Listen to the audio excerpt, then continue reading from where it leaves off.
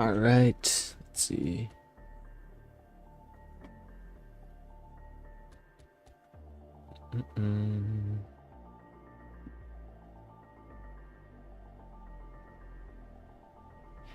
Let's see.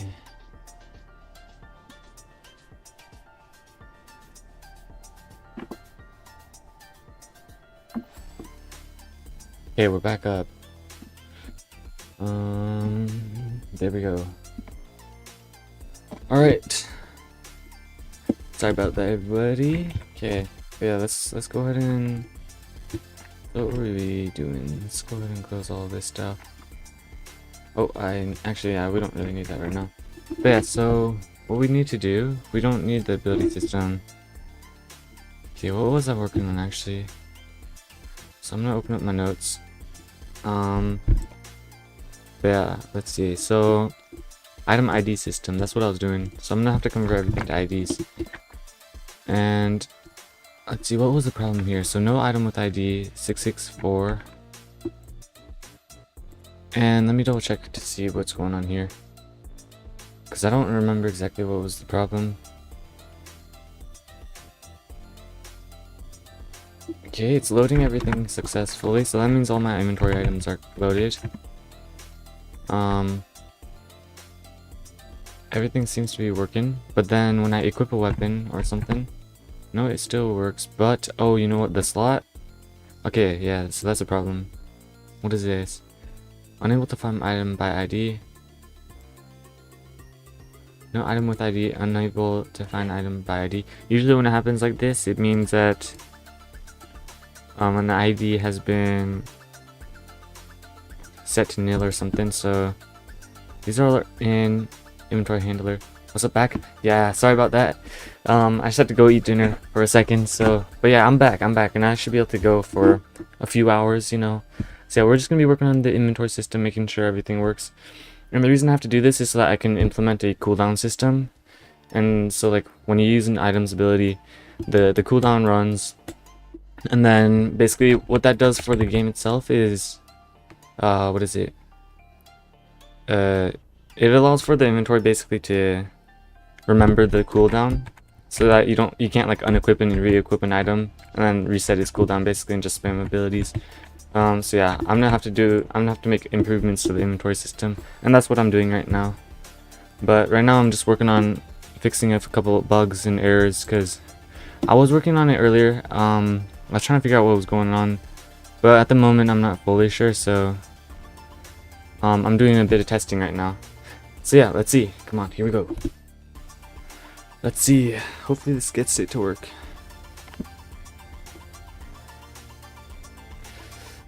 So let's go to workspace, and we're gonna go to, actually no, let's go to players and then my inventory. Oh, so there's nothing inside the inventory actually, even though there is. So that's a big error problem already. And because we're on the client, and there's nothing in the inventory, which there should be. That means it didn't get transferred over, which is a huge problem. Because if I go to server view and I go to players, there should be an inventory full of items. Yeah, there is. And so that means that the items aren't being passed over to the client. And so that's probably the big error. That's probably the error that's happening right now. So let me see how to fix that. But yeah, once I can fix that, I think it should fix a lot of the different problems. But then there's going to be a couple that I'm kind of expecting. So yeah, inventory is not getting passed to the local. And I would assume it's probably around here. Let's see. So this is the server script. I'm gonna go to the inventory script real quick. So that would be in here, scripts, and then inventory script. So it'd be around here probably. Oh, I don't want to close the original. So let me go ahead and make a little change or something, just so that it stays. And where was it? So it would be in server scripts by inventory handler. There we go. And so basically, let's see. So this is like kind of how it equips and everything. But when our inventory is imported, it adds items. And so I'm sure this is actually running. So let me add a print statement. So print Testing 1, 2, 3. So let me see what's going on here.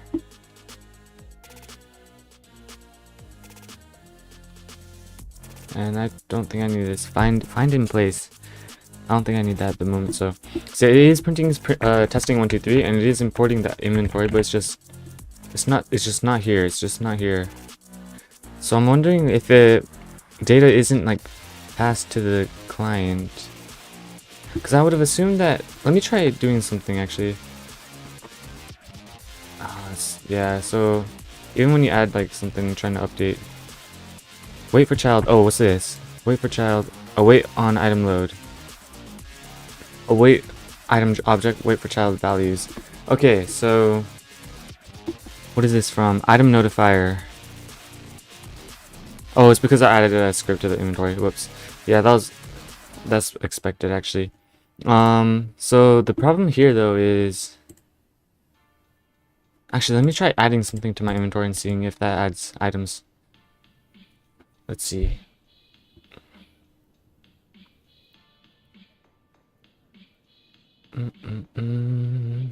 So yeah, even when you add things to the server, it doesn't replicate to the client for some reason, which is so interesting. Let's see. So yeah, it's not adding to the inventory. Let me try adding new items to the inventory. So yeah, then it adds the items. That's so interesting. Why does it do that? That is interesting. Let's see. I'm gonna try. Yeah, so it adds the new items to the inventory. But if you go to server view, the inventory should be much bigger. Yeah, it has so much more stuff. That's so interesting. So I'm wondering why it's not.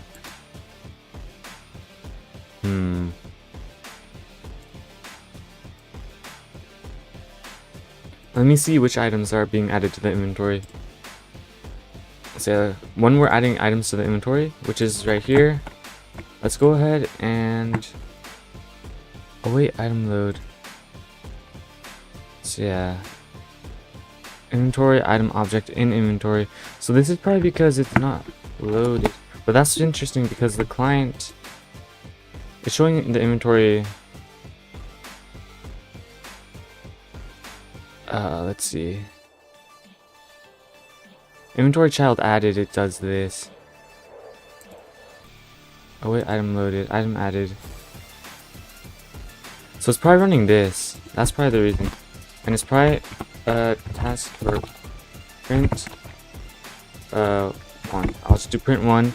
And let's see, so for over here, let's do a print on the name. Print item object name dot item object dot name, and let's see what this does. So this should just print all the names, and if I get a bunch of prints of 1, then that's the reason why it's adding the inventory item slots, and I'm assuming that's what's going on, but we'll see.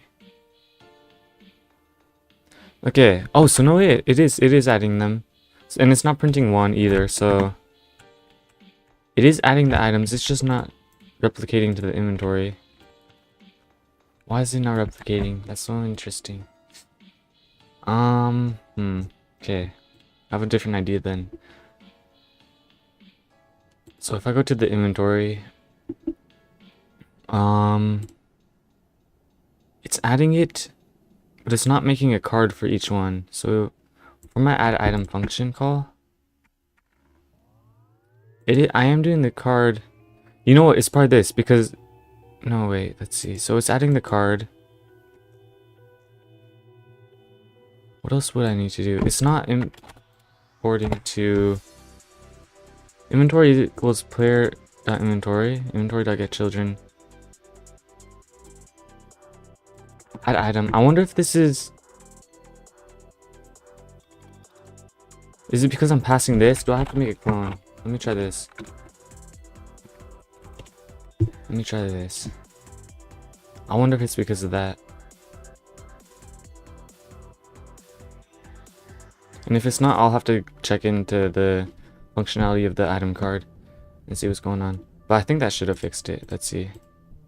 Yeah, that fixed it. Okay. So I guess it's because I was passing it and it was moving the items from there to a different position. So let me see what happens if I equip.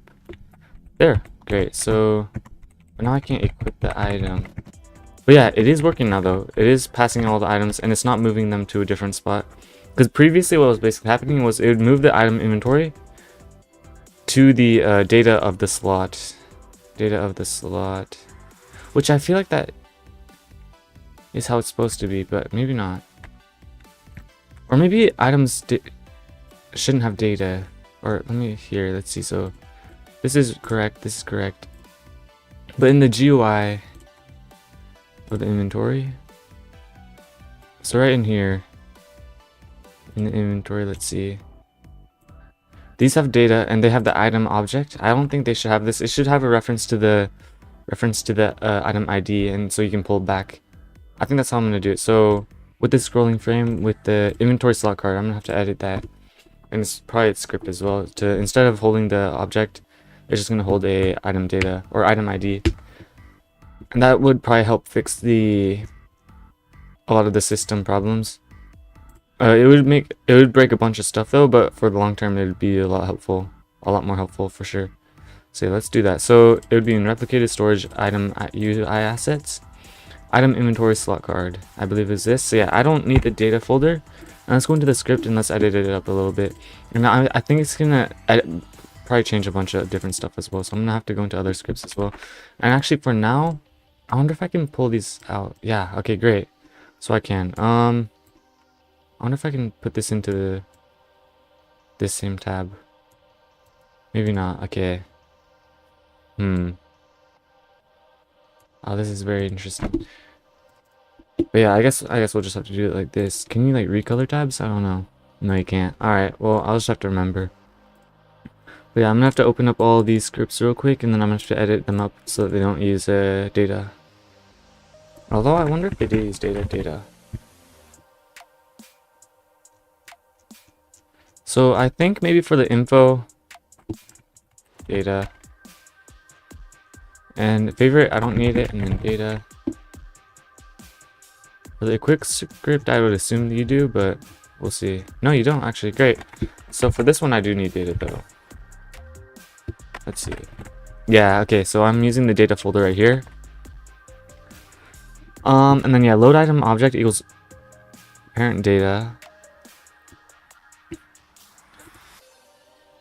Oh yeah, so yeah, this was the problem with the reason why the inventory was losing its items. Is because I was reparenting it to the data folder, and that was the problem. So instead of doing all of this, what I could do is set up a value inside slot card,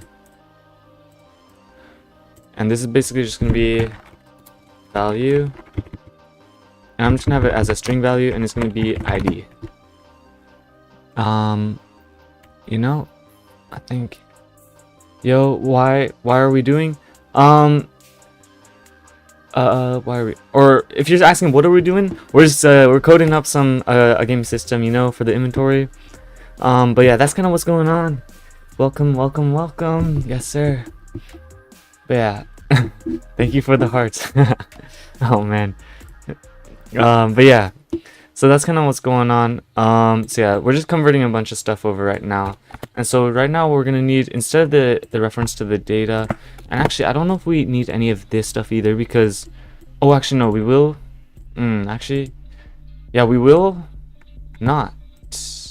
We will, yeah, we will. Let's just leave it for now because I don't want to mess with too many systems. Sorry, what are you doing? Yeah, bro. So basically, the inventory system, right now it's not compatible for my ability system that I'm trying to implement. So I'm editing it up a little bit so that the items are connected together. But yeah, okay, yes sir, bro, yes sir. And then yeah, if there's a little bit of latency between when you send your message and when I respond, it's just because the stream has a little bit of a lag and stuff. But yeah, that's kind of what's going on.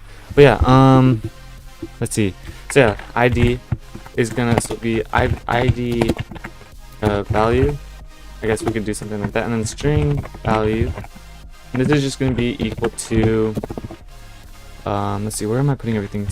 Card.values.id. And now with this value, we can basically just ID value equals itif.get item ID, and then load item object. Yes sir, yes sir. Welcome to the stream as well, of course. But yeah, that's kind of what is going on. ID value equals that, and then let's see what else do we have to do here. So yeah, we're gonna have to do a bunch of changes, and this is probably gonna mess with a lot of stuff as well, because now that there's no reference to the ID, you know, let me see how the other scripts are working just to make sure I'm not messing with anything. So what happens when this button is pressed? Activate. Active. Oh, actually there's nothing. So I'm wondering where am I? Oh, it's in this. So the callback is in here probably. And let's see. Item object equals load item object load dot event connect function. And we're initializing it here. Okay. Get equipable type. And actually I think this is a function. Where am I using these? Why am I pulling? Okay, they're inside of here. Drag item script. Oh man, yeah, I should have done all this code a bit better, because I don't know, I don't even know what I'm looking at right now. This is very unfortunate, but it's all right, because once I'm finished with this, I won't have to worry about it for a while, thankfully. But yeah, that's all right. Should probably commented out a little bit more stuff, but I mean, I guess you live and you learn. Let's just test it, see what's going on.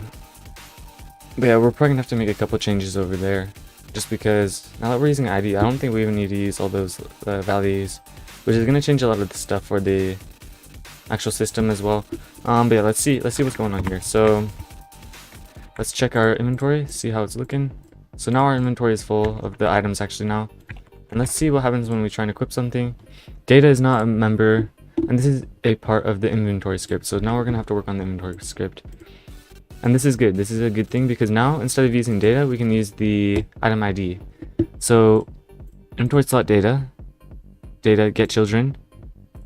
And yeah, so with all this stuff, instead of doing all this, we can just find the ID of the inventory. So let's see if we've already got a reference to the inventory. Yes, we do. Perfect. So we already have a reference to inventory. So when we're using it is, when we would use it would be around here. Let's see. It was right here. So yeah, we're gonna have to change up a lot of this here. And let's see. So inventory slot data. Where else am I using this? Just here. Okay. So let's see. I'm gonna go ahead and comment all of this out. For inventory slot and inventory scroll get children, item removed, local inventory item equals inventory slot data, inventory item equals inventory slot data 1, and that's just the actual item that's getting removed. And where are we using item removed? Are we actually using it? Let me double check. So we're not using it. That's interesting. Implement using new item functions. I'm not sure what I was doing there.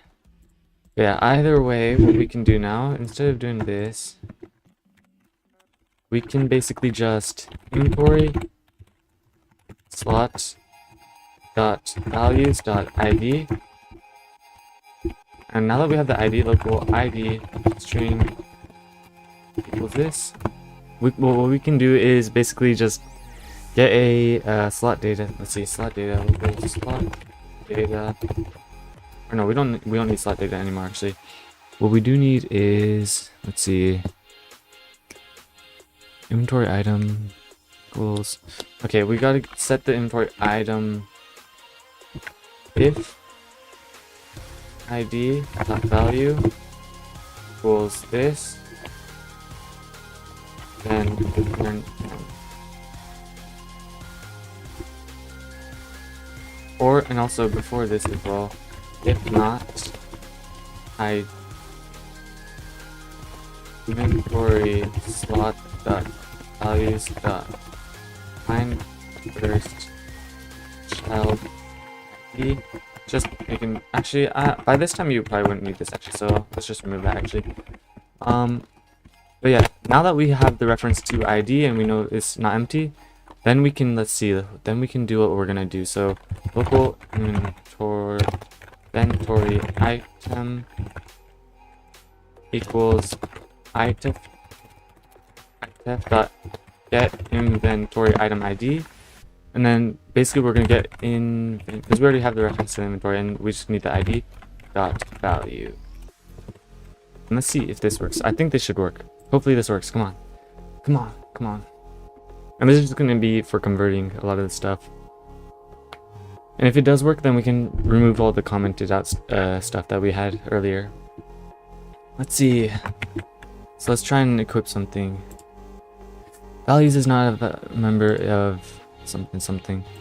Dot values dot ID dot value. Oh, that's why. Okay, that's all right. Okay, that's expected. I think I messed up the code a little bit.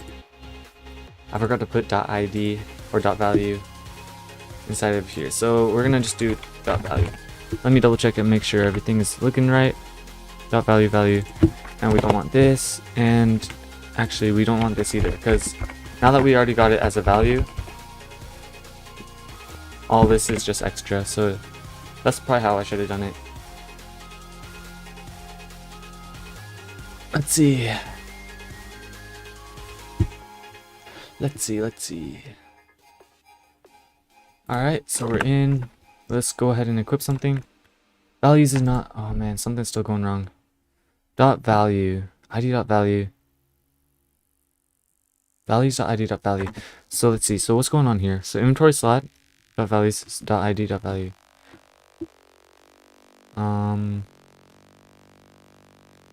Values is not a valid member of UI grid layout. And so let's go ahead and actually see where this is getting run from. So we have the slot, we have the reference to the slot dot values. Let's go ahead and check our, yeah, so we're already in our player's inventory. And let's see kind of what's going on here. So if we go to our inventory, open it up, we go to our inventory. Let's see if these have the value. So it should have ID. So it does have ID. That's interesting. So why is it not pulling this? But its value is incorrect though.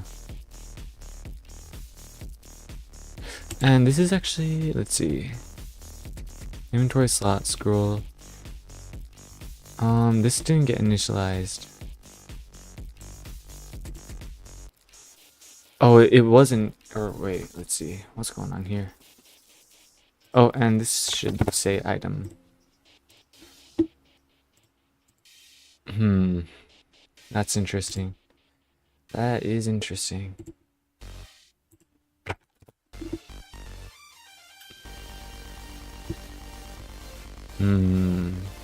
So we've got the ID. We're not setting the ID for some reason, even though it should be setting through this. Dot get item ID, load item object.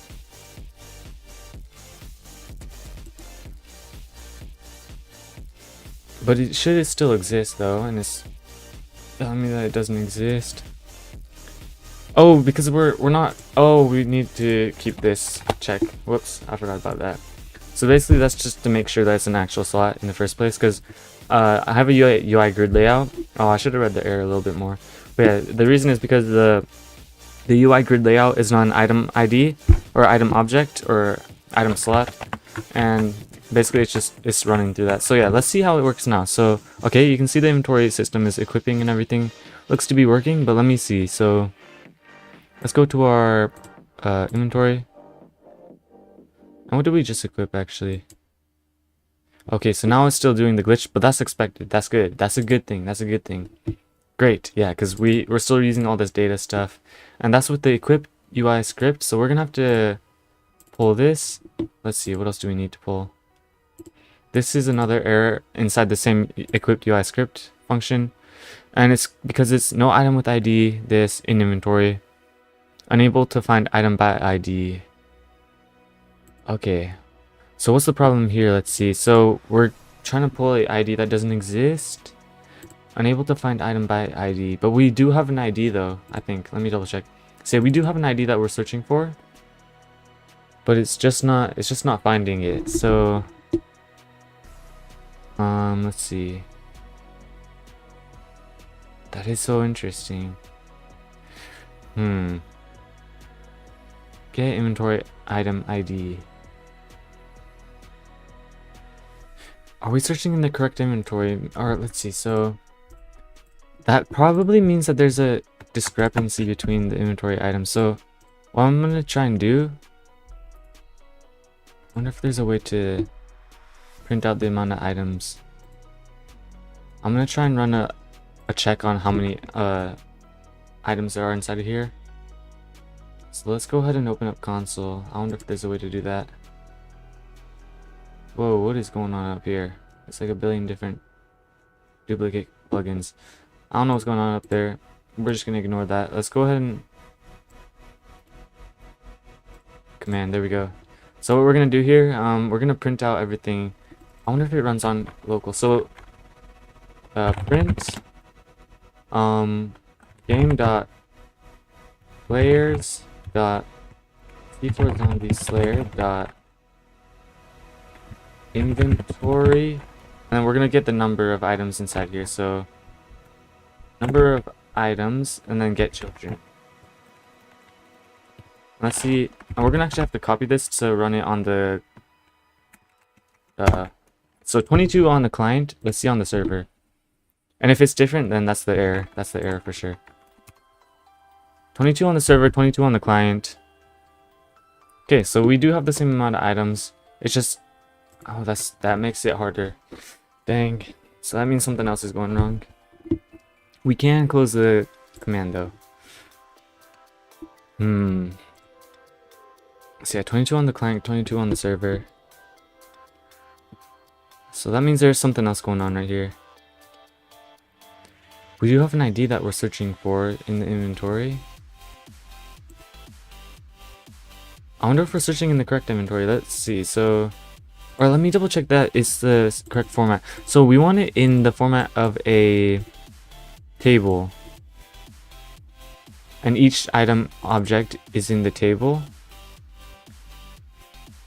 It might be that we're running through the items incorrectly.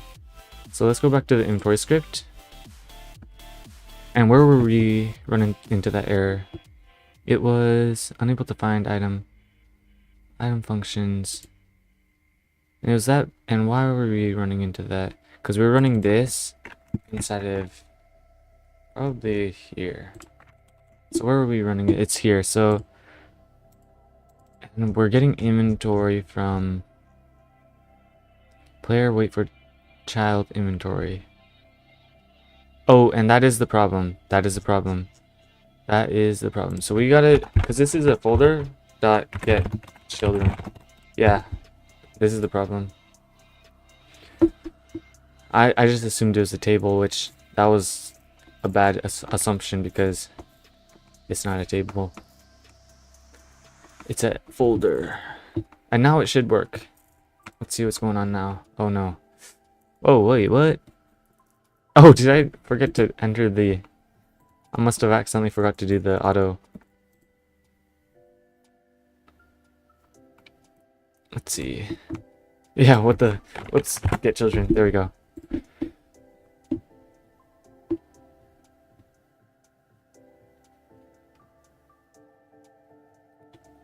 And let's see how this looks. Hopefully this works. Okay, there we go. No errors, nothing. Let's try equipping something and it should work. It works perfectly. Alright, and then when it unequip, it should do the errors. Great, great. But it does still unequip, and it doesn't unequip from here, and that's expected because we haven't implemented that. But we are going to do it right now. So let's see which... We're going to close everything that we don't need anymore because we just want to keep the things that we want to work on. Just because it'll be a little bit easier to read. We'll probably need these later on, but for now, let's just keep this open, and I think that's all we need to keep open. So we need 48, line 48 on this. So, and it's still doing this print actually. That's so strange. It must just be because of this error. So let's go ahead and fix that. Oh man.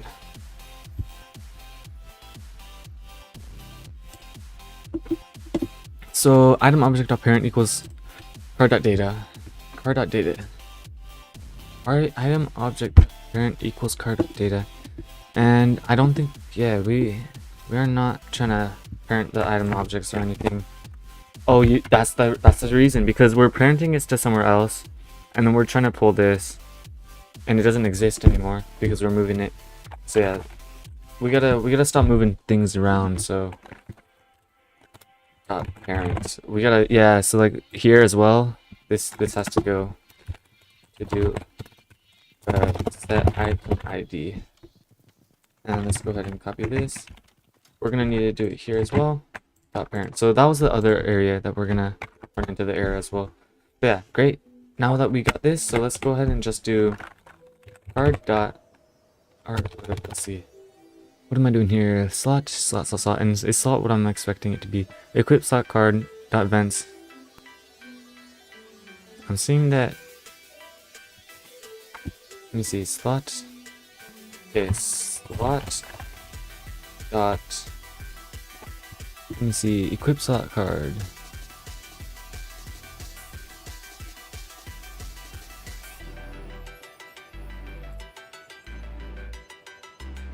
Vent set fired card. No. Oh, you know, this is for something else actually. Yeah, this is for the inventory. The slot inside the inventory. Okay, so this is for something else. But we still do need to set the item ID, I think.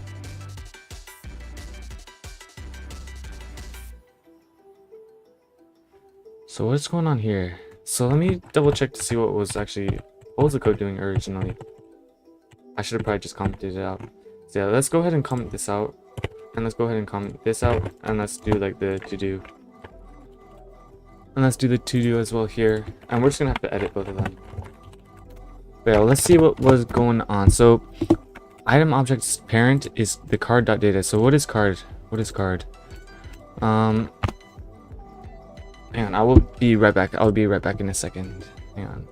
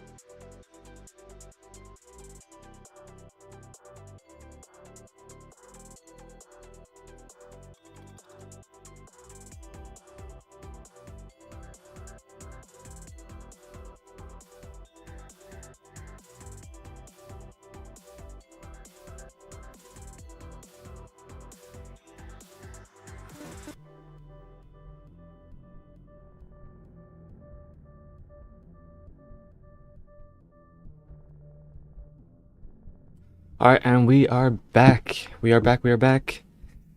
Okay, let's see. What were we doing? Okay, that's right. So we were over here. We were doing random stuff with this, what do we do here? Let me double check I'm not muted or anything. No muted. Okay, perfect. Okay, so we're good to start working. So, end up here in use card.data.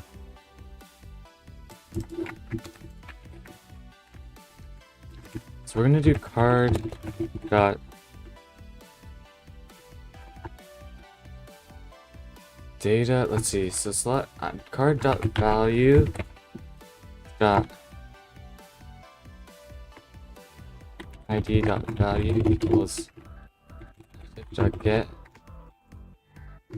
item id object. Let's see if that does what I'm trying to do here.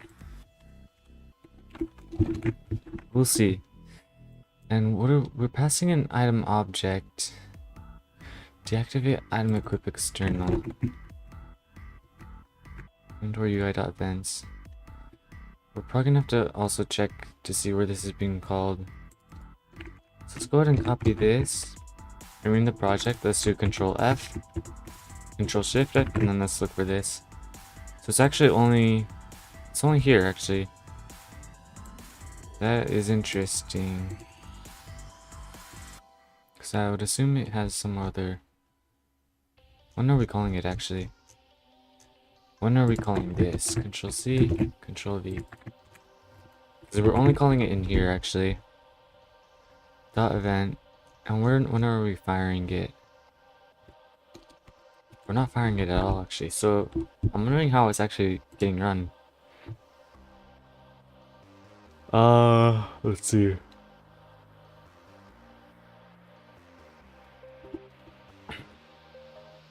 Let's see.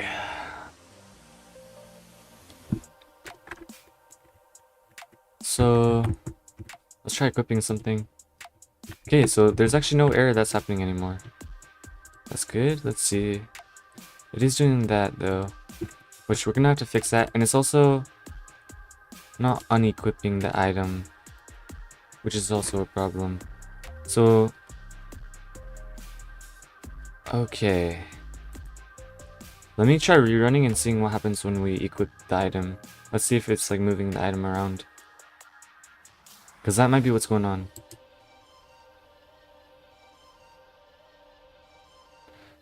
Let's see. Da, da, da.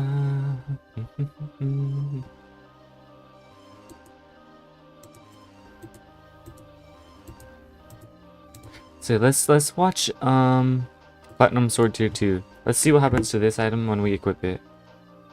So at the moment, it's just a usual item. And let's also have our inventory open as well. Let's just see kind of what happens when we equip.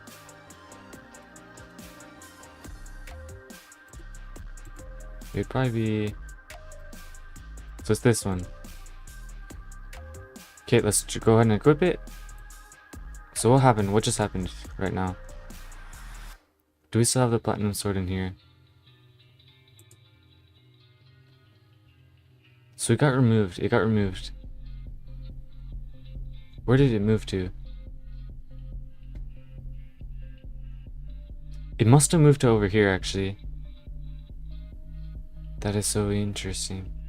I thought I removed the moving around stuff, but obviously not, because it did move. Equip hotbar.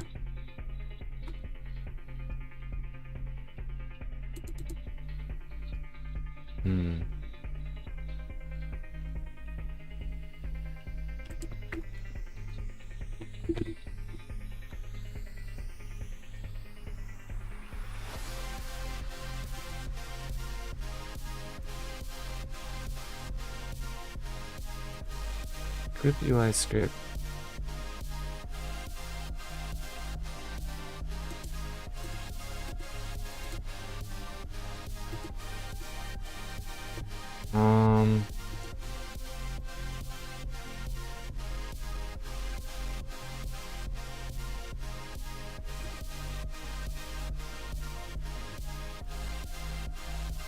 Hmm.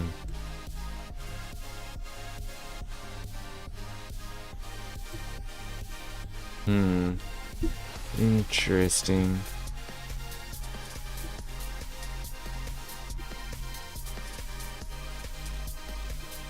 I wonder if it's one of these.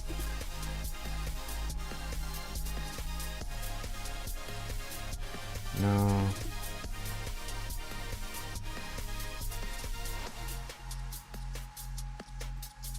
No, it's not one of these. Hmm.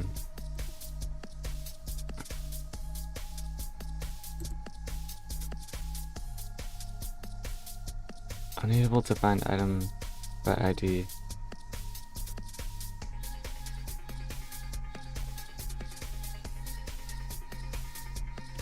On server event.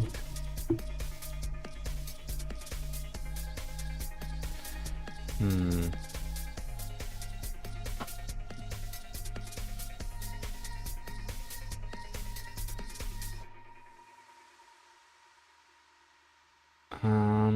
Let's see what's going on here. So item object.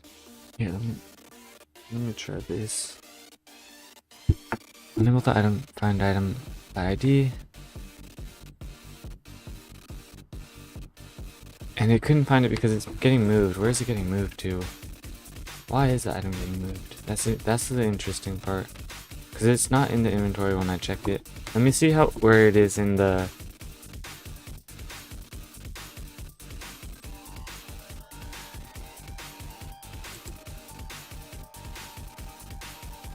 You know what? Actually, now that I think about it...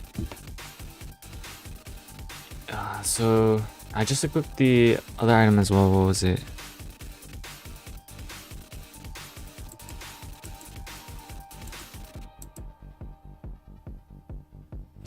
And... yeah, now it's not able to find it because it's getting moved. And I think it's getting moved here. It's not making like a little visual. It's actually just moving the item, I think. And I can check it. Let's see. Where was it? It was this one, yeah. Is this the actual item? This better not be the actual item. I think it is though. It's not making the duplicate, just moving it over here.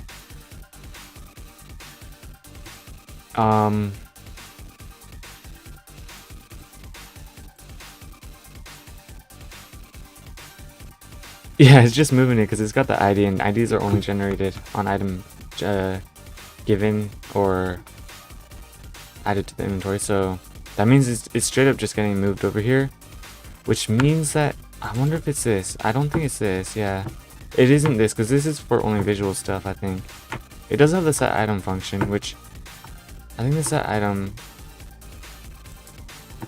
I don't know. Set item is just this is just a initializing slot script, inventory slot script, UI functions, inventory slot script. I mean, like, is this correct? Modules, UI functions. Let's go ahead and open that up, but I don't think it's that. I will open it though for sure.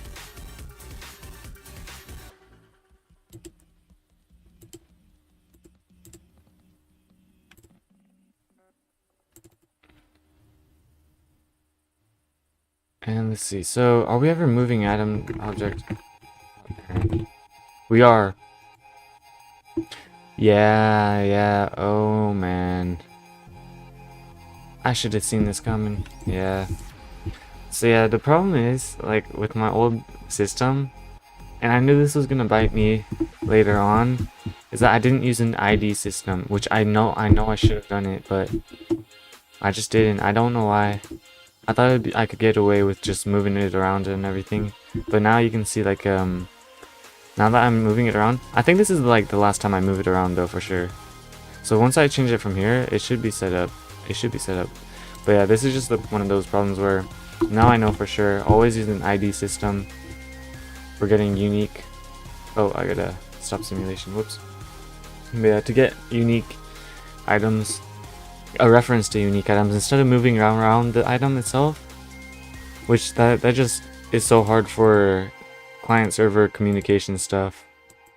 If it weren't for like client communication differences, that would be fine, but yeah. I should have just done the ID system originally. But now I'm trying to implement it right now, and I've known for like a few months now that I should have done it early on. I'm just doing it now. And this is just one of those errors that comes with it. One of the little things. What was I doing though? Item object pivot to. So yeah, with this like item, let's see, are we setting a reference to item object? No, we're not. So that's good. That's good because it means that probably when we remove destroy current item, that probably doesn't need a reference to anything. It just removes everything, I would assume. Let's see. Item name.value. Used to destroy item, but now just transfers back. And it actually doesn't, so I'm actually gonna have to remove this comment because it's gonna do something else now. It's gonna do destroy visual. Set item, and we're gonna set visual.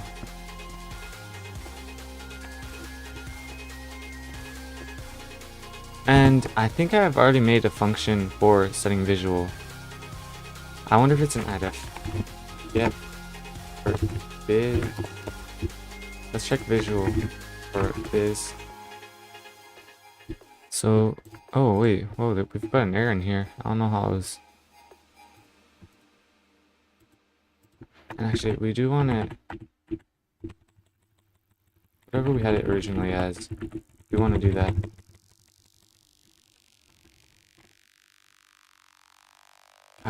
Or set visual item object. Oh yeah, that's what we're working on right now. Whoops. But yeah, we wanna get a. Oh, I thought I was in idef for some reason. That's so. Yeah, visual. Let's see if there's a visual. Get item object visual. Does it get a reference to it or anything? Clone visual. The primary parts equals primary part. Item object clone. Clone item object clone. Let me make sure it's doing everything. So yeah, if it's a base part. If it's not, then continue. Otherwise, set it to descendants.visual. Nice. Okay, so this is what we want. Perfect. It's good that we already have the function. So all we have to do is basically local visual object equal, and this is going to be a model, I believe, equals iClick dot, and then item object. And it already makes a clone inside there. Creates a clone without anything except for the base parts. Looks good to me. And this visual object is what we're going to be using instead of item object. So let's go ahead and do this. And we can actually do it at .name because this is fine. And that looks good to me. And now that we're doing it here, we just got to destroy it, so we should probably have a reference to visual object. So we'll just throw it up here. And we're just gonna destroy it. We gotta make sure if then destroy equals nil. And when we're setting it here, we don't want to set it to local because it's already been set before. And I think that's about it. We should make sure if it already has something, we should destroy it though. So we're basically just gonna have to copy, or we could probably do a.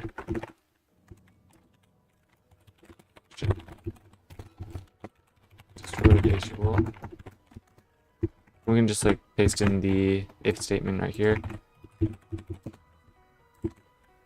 And we're just gonna copy this, and we're gonna use it right up here.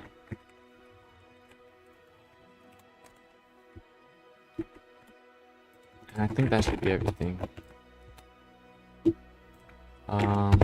Whoops, did not mean to do that. But yeah, we should actually run this early on over here. And then This is where we're actually setting the values of the object. And we should also have a reference. If I throw this up here. Okay, nice. Let's see if this works.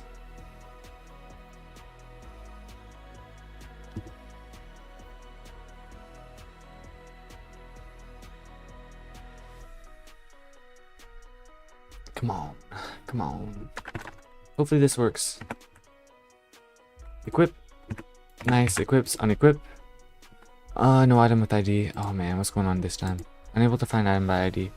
Equip item.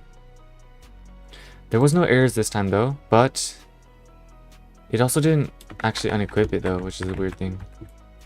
Oh man. So it's still getting moved somehow. It's still getting moved somehow.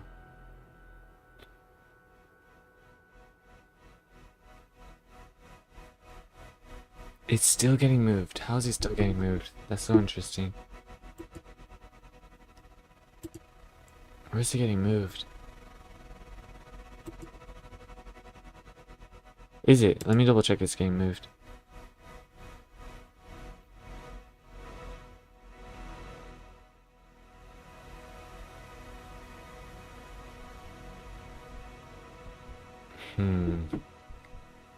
Very interessante. Interessante. So let's see. Oh, what the? It just removed it from our inventory. So yeah, it's. Oh, that means it's removed from our server. Wait, what? Wait, what? It's getting moved from server. So yeah, we originally did have a. Yeah, let's go ahead and purchase one of these. I'm gonna equip it. Infinite yield possible. Values.default ID. Oh, and that's because it's not initializing. That's interesting. Oh man.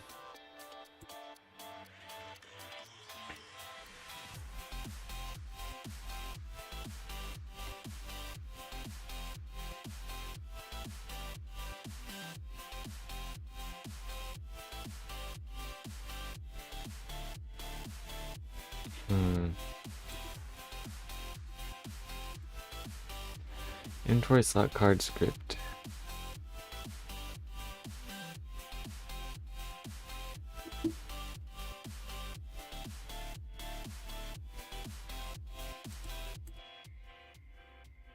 Get item ID. It's because we're running it here.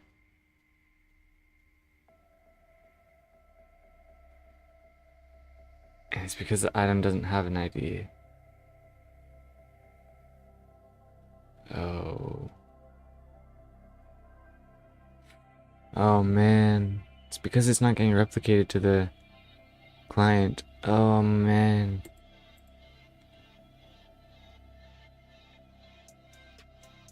I'm gonna need to think about this in a different way. Oh, this is so interesting. Oh, I'm gonna have to think about this completely differently. Okay, so yeah, we're gonna have to make a few step plans. Okay, so the problem I'm pretty sure is because it's not getting replicated. The item ID is not getting replicated to this inventory on the client. So how would I fix that? I could just wait for it.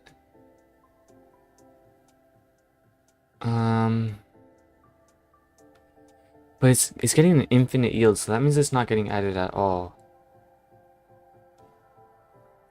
Why isn't the ID getting added at all? It should be adding at least once. Okay, let me try running it. Let's do a little bit more testing to figure out what's the actual problem. So let's check the inventory. Yeah, the sword is gone. Oh man. Okay, let's go ahead and let's purchase a copper sword. We've got it in our inventory. Where is it? No, it's not. It's not even getting added. So it's not getting added because of this. And this is... Let me go into server view and see if it's even adding to the player's inventory. So it is. But it's not saving it. Because It doesn't have an ID, I would assume. It doesn't have an ID, but it should have an ID because when it initializes, it should have an ID. Because you're adding it to the inventory, meaning the inventory add item function isn't working.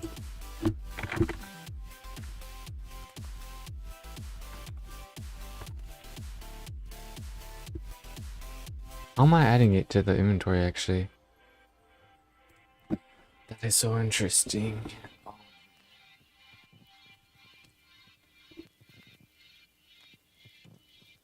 Very interesting. So it's probably an item functions. It's gotta be in here. It's gotta be in here. It's when I add. So add item to player inventory.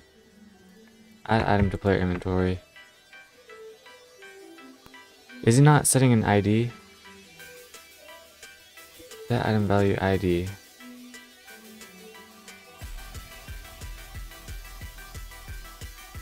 Is he not running this? Let's see. Serialize ID. And let's also set another value up here. ID. Dot. Okay, got name.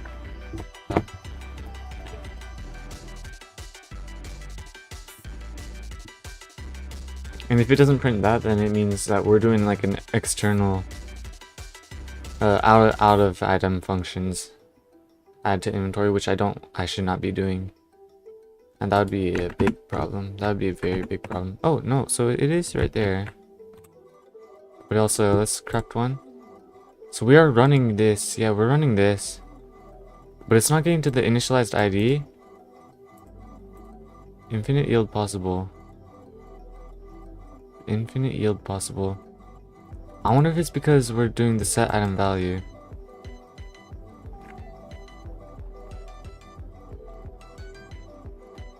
I don't think it is. It's not getting to it for sure. It's not getting to it. But we are running the function though, thankfully.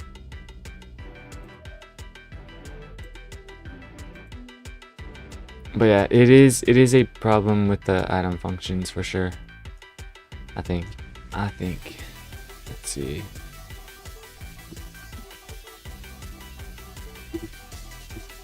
Yeah, so it'd be here. So we're adding it, but it's not getting to the initialized ID, even though it should because it's a unique item. Meaning it's probably returning up here. Oh, that's why. That's why. Wow. Yeah, that's a big problem. We gotta be initializing ID. Can't believe this. I cannot believe this. I can't believe that. Wow, how did I miss that? Yeah. Well, now that we know, what else does this thing do? Update item fire client. Default amount dot value. Oh, it's just default amount values. Yeah, that's fine. I don't know how I missed that, but I mean, I don't even know why we're even running. Actually, I don't know if we even need to run this thing, but for now we'll just leave it. Yeah, so that's gonna fix it for sure. That is, I have no idea how I missed that. Wow, that's crazy. That's crazy. I don't know how this whole system was even working in the first place with that thing. But I mean, I don't think that's gonna fix like the actual major problem, but it's gonna fix the one that we have right now where when we're adding the item. Yeah, there we go. There we go. And let's make sure that these new items all have IDs and they're unique as well. So let's go to player inventory. Let's go to each of these values. Make sure they have IDs. Yes, and it has a custom ID. So this one's 1F. And let's check this one. Nice. This one is 90. Perfect. So it's generating UUIDs now for each item. And we can still equip it and everything, but when we unequip it, no item with ID 8D. Let me stop the game and then reload it and then see if I have one sword less. Because that means it's like a server-sided error. Yeah, I should be looking in server scripts to see where I'm moving and stuff around.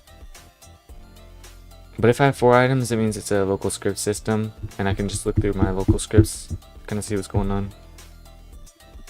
Let's see how many items we've got. 3. Okay, it's the server script side. Dang. That's interesting. So that means in the server script, something's going wrong. Something's getting moved around, so something's getting parented somewhere.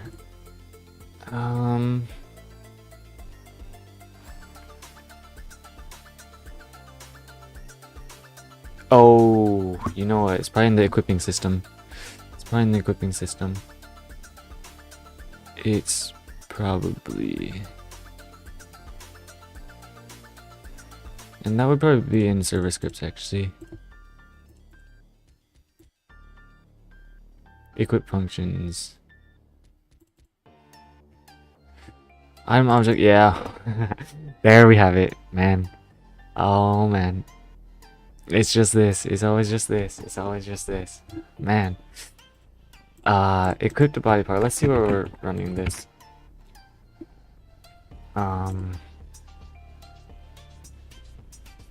Running it here, here, and here. Is this just... Oh, this is just a local function. So let's see which functions we're exporting.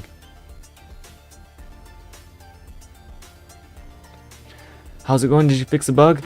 Still working on it. There's a bunch of bugs. This is just one of those things that happens when you're making a huge change to like a system. But yeah, I'm still working on it though. I'm still working on it. Just trying to figure out kind of how to fix this thing. But yeah, so we're getting the item name. Get item object from name. Item get unused server effect. Get unused effect server. Item unused effect server. Oh, that's because we're unequipping. Oh, wait.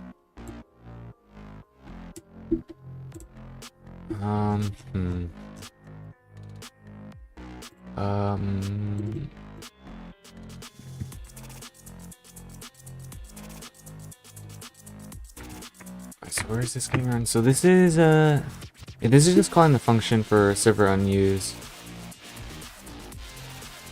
And this is for unequip. Server unused. I think that's right. I think that's right. Let me think about it. So yeah. Yeah, that is correct.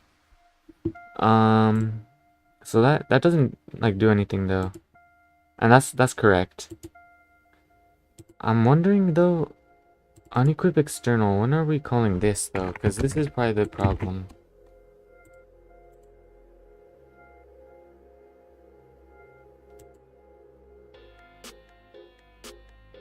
Equip item. Instead of passing item objects, I should be passing IDs for sure. Let me kind of understand what's going on here though. So this is all in server script. Inventory handler though.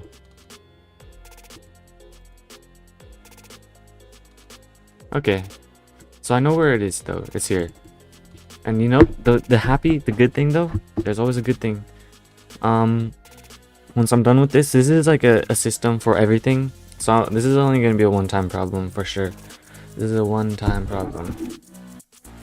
Extending the system, I won't have to fix like any of this stuff, I think.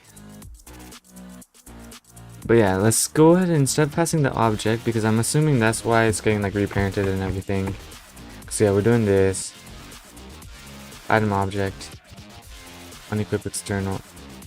Or yeah, let's just have everything that we need open. So we probably don't need this. We probably don't need this. We probably don't need this. We do need this, and we probably don't need this. Or external and gear. Yeah, actually we do need the gear one actually. But for now, actually no, let's leave the gear one closed, but we'll open it up when we need it. And then, so yeah, so it's inside of here when we're calling it unequip external or equip external. Equip external. And when we're calling it, we're passing the item object and we're calling it extension or yeah, external function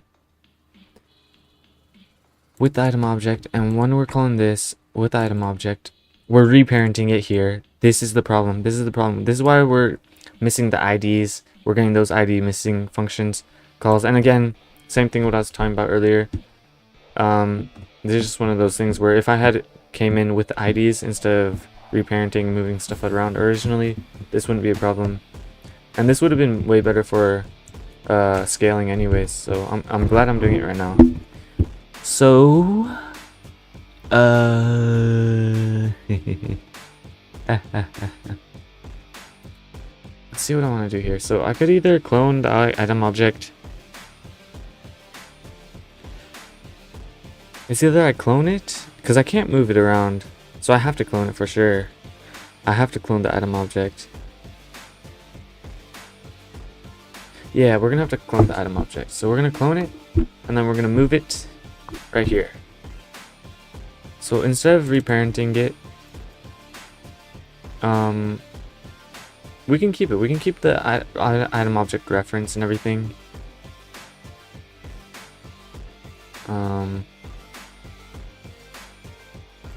But when we're parenting it,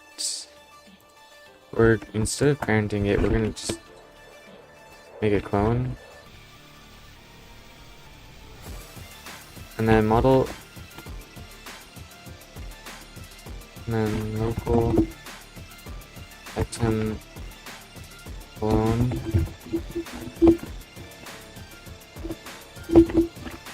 That, and then item object clone dot parent equals that, and that should fix all the errors.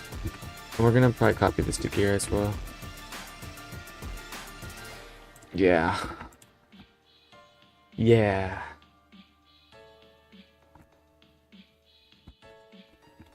Let's see how often we're running this.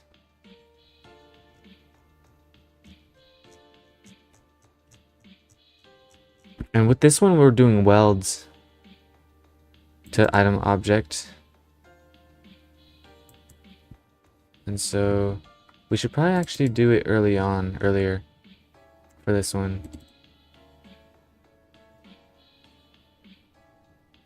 Equip item, equip gear. So yeah, basically what we're gonna do here, we're gonna clone it very early on.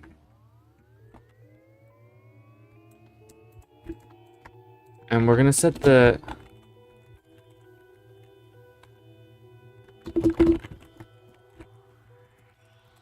we're gonna do it like this.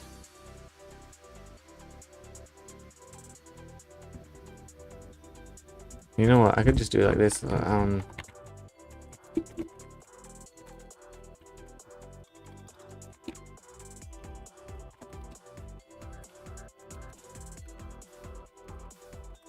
think that should work. Let's see how this works. This should fix all those errors with like the duplication and stuff. I'm wondering if it's getting moved back though, and if it is, then that's gonna be some weird stuff. That's gonna be some really weird stuff. But let's see. So, oh, I should probably had my inventory open. So we equip it. It's not moving it. Nice. Whoa, what is going on? Wait. Alright, so yeah, something obviously is going wrong.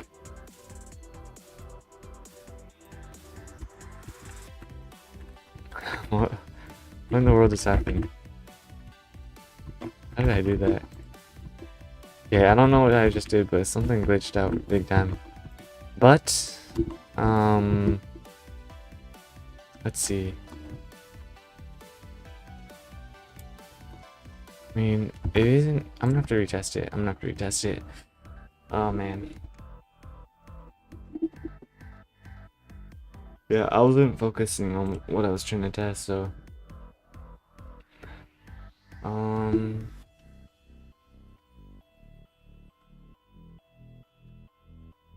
But yeah, okay.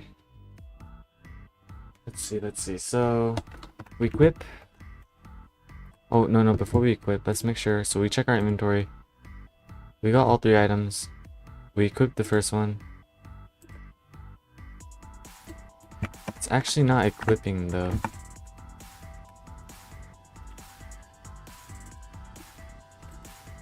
So that's interesting.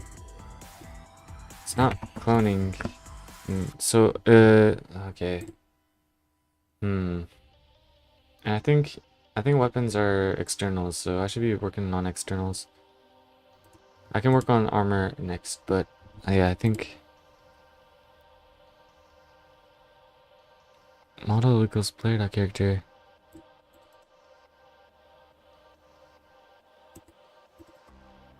Oh, that's why. Yeah, that's the problem. So yeah, we're still doing that weird stuff. So it's messing with it with the inventory. So the best way to do it, best way to fix it, same thing how I did it earlier, is just item equals item object clone. And I think that should fix it. Where else are we using item object? How many times do I do this thing? Okay, wait, this is a bit different actually. Bruh. Okay. Well, okay, I'm changing ideas actually. So instead of doing it like this, we're gonna throw it up here. That way, every other extra function getting called is just using the new reference. I don't know. I think that's what I did with gear actually as well. Which I think. And this actually, let's see. Item object dot parent. So let me see when I'm using dot parent. Dot parent equals model. Yep. And when are we using equipped body part? Oh, we're not even using. Okay, well, delete this then. We don't want like random functions that don't do anything. Unless they're actually useful, which that one just wasn't useful.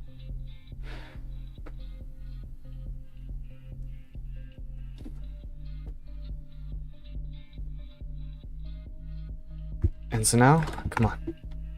Oh yeah, okay, so we got it. Okay, this is looking good so far. Let's check our inventory. We got all 3 references, meaning it's making a duplicate. That's good, that's very good. Let's see what happens when you unequip. It deletes it. Nothing's getting messed up, but it's not deleting from here though, so that's a problem. And let me check the... So we're actually in local actually, so why is there a sword in here? That should be getting destroyed. That should be getting destroyed. But I think after that, I think we fixed most of the bugs. Oh man. Let's see, so what was that error with? I don't remember. That was an error somehow. Oh man. Oh man, where am I at? I'm gonna have to dig deep to find this thing.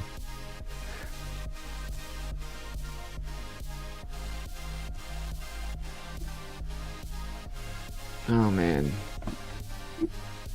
Load, clone, fire.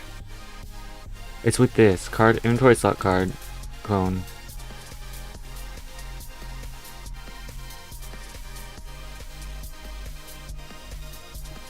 So this is gonna be one of those inventory slot card functions, I think. So it's gonna be in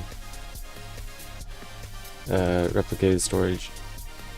Helper modules in replicated storage. UI functions, inventory slot card system.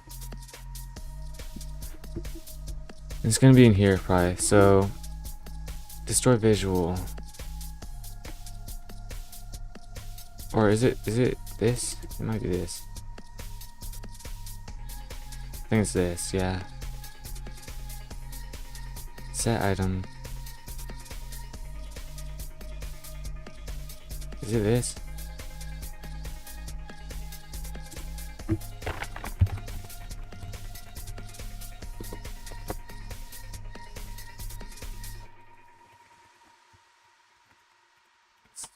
Here as well.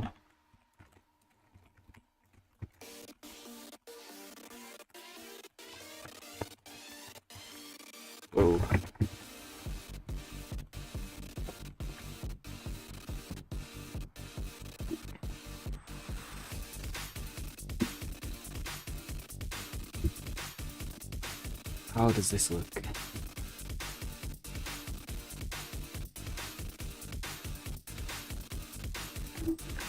Okay.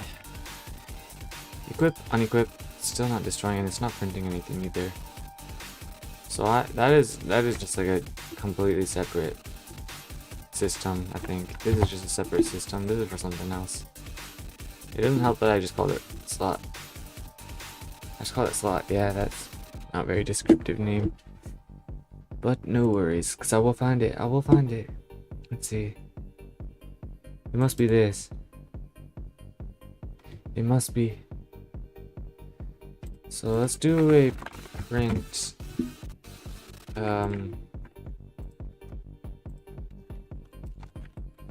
Destroying visual. And then for here,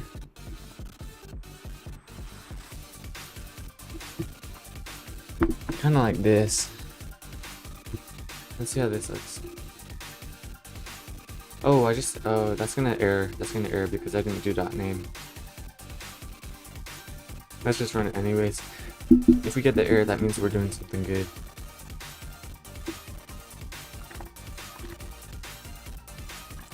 Okay, nice. We got the error, and that's just because we dot with the item object instead of dot name. Nice.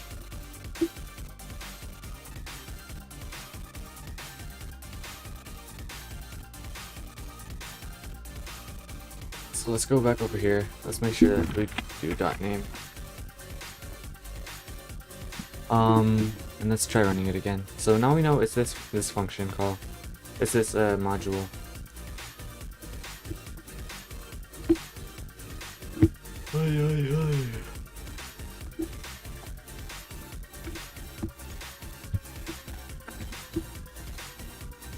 And then when we unequip it, it's okay. It's not destroying the visual though, which is a funny thing.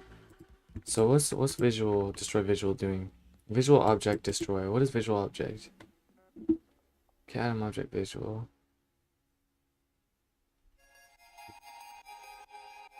Visual.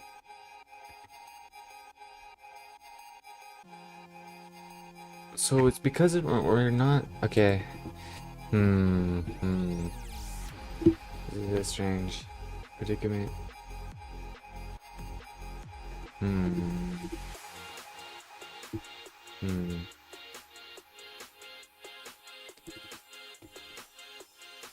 So we're setting it, and then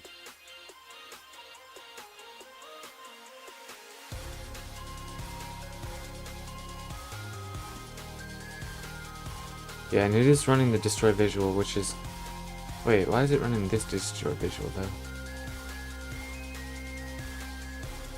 Let me try running, make sure I'm ordering the prints correctly. Reading the prints in correct order actually. So there should be nothing, there should be nothing. Okay, there's nothing, perfect. And then when we equip it, it should not print anything except for adding visual. Why is it doing the print destroy visual as well? I mean, either way, it doesn't really matter. It just means that we're setting...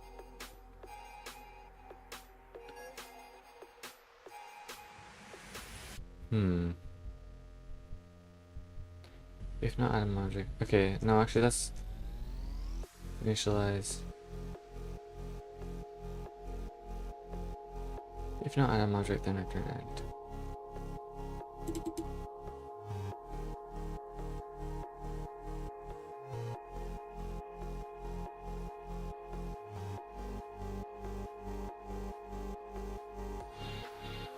Okay.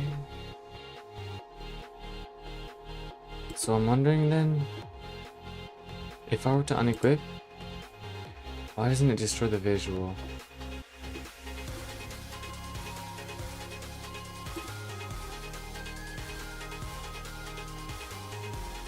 It should destroy the visual. Oh man. So it has something to do with the destroying of the visual, because it's obviously not working. Obviously not working. Something's not working.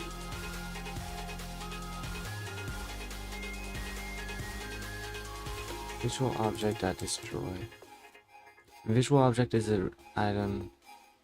Up here, it's a global, technically, for this function. For like outside the scope, I mean. But IDEF get item object visual. This works. I know this works. And it pivots it over, it moves it over, it reparents it to the viewport frame. This is good.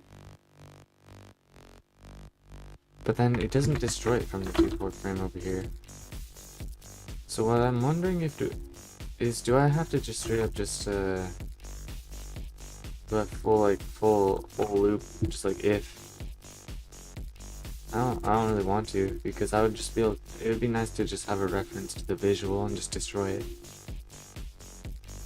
But obviously that's not gonna work, because it must be that we're resetting the visual object dot value. What are we setting it to though?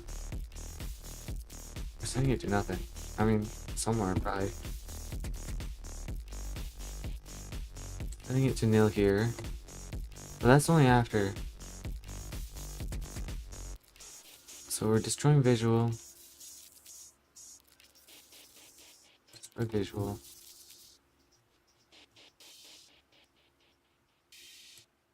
Let's put the print up here actually.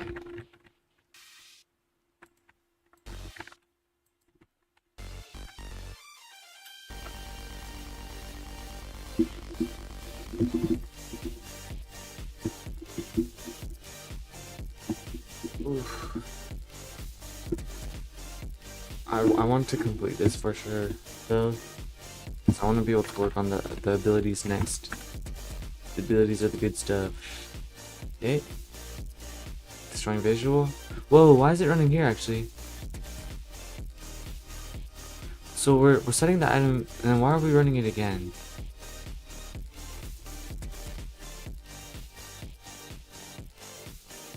Oh, that's because we just got the print below.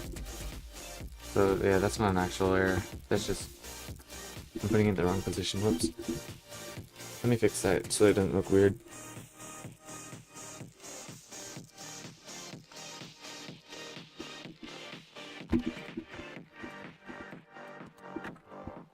Just throw it down here. That should fix the order of the prints.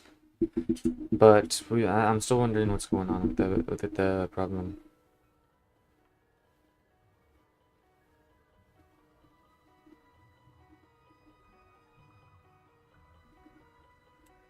Okay, we're setting it. When we unequip, destroying visual. Obviously it didn't work though, because it's still there. It's still there.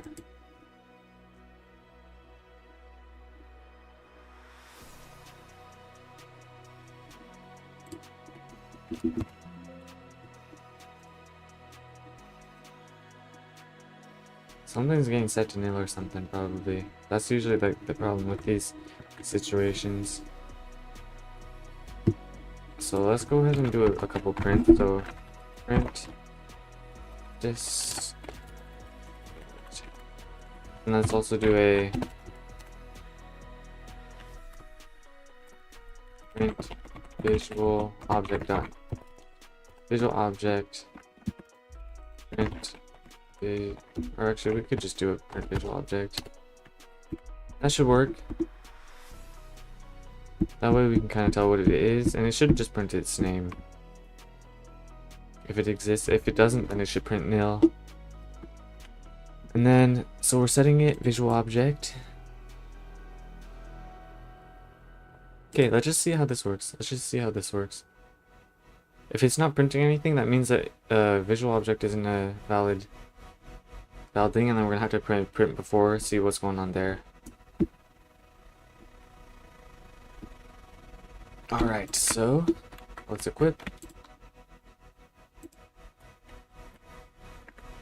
Unequip. And it just doesn't have a reference. Okay. So that's a problem.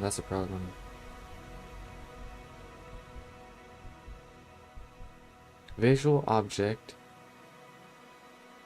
What I'm wondering if when you parent it, does it like reset the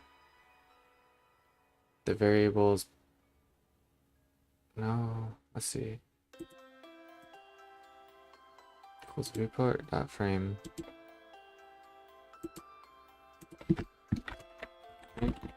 Visual object.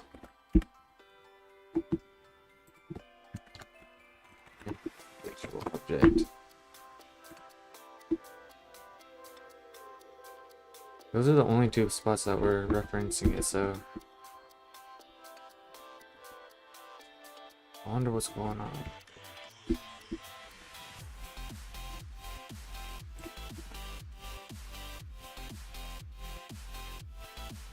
Nil. Correct. That's good. That's good. Unequip. Nil. Why is it set to nil? Oh man. Man, oh man. Okay. I really didn't want to do it like this, but I think I'm just gonna have to do the shortcut because I mean I'm not trying to like debug this whole thing. But I think I should though. I think I should. This will be a good learning experience, I think.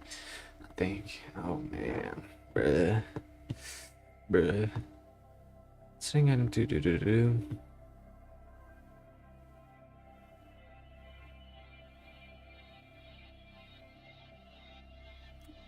Print visual object.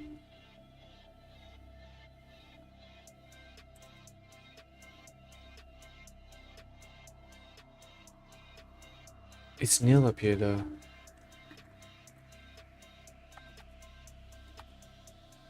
So when are we setting it? So we only set it here and we set it here. These are the two spots that we set it.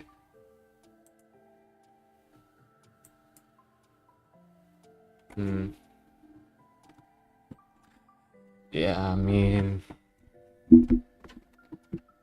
either way, I think it's something with like this parenting stuff. I have no idea though. So what we're gonna do basically, actually no, let's keep all the prints just so that we can like always test it for later on. But instead of doing it like this, what we're gonna do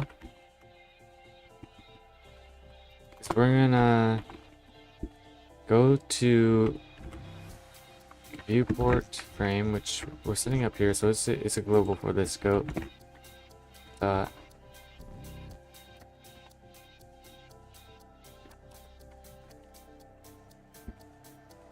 Or I art in if children do.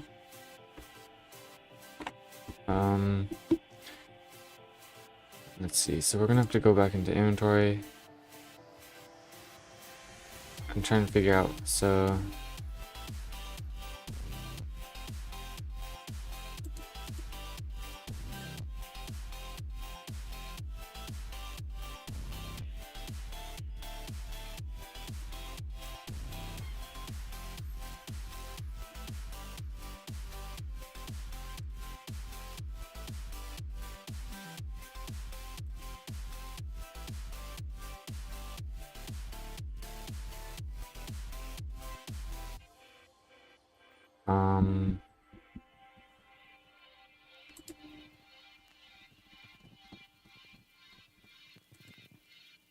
where's the viewport at? Oh, there it is.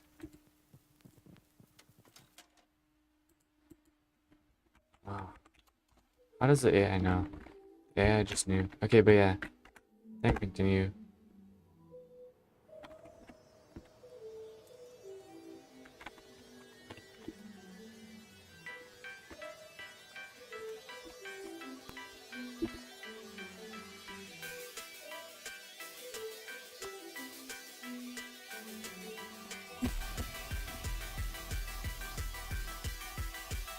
And if this doesn't work, then something's like fundamentally just wrong.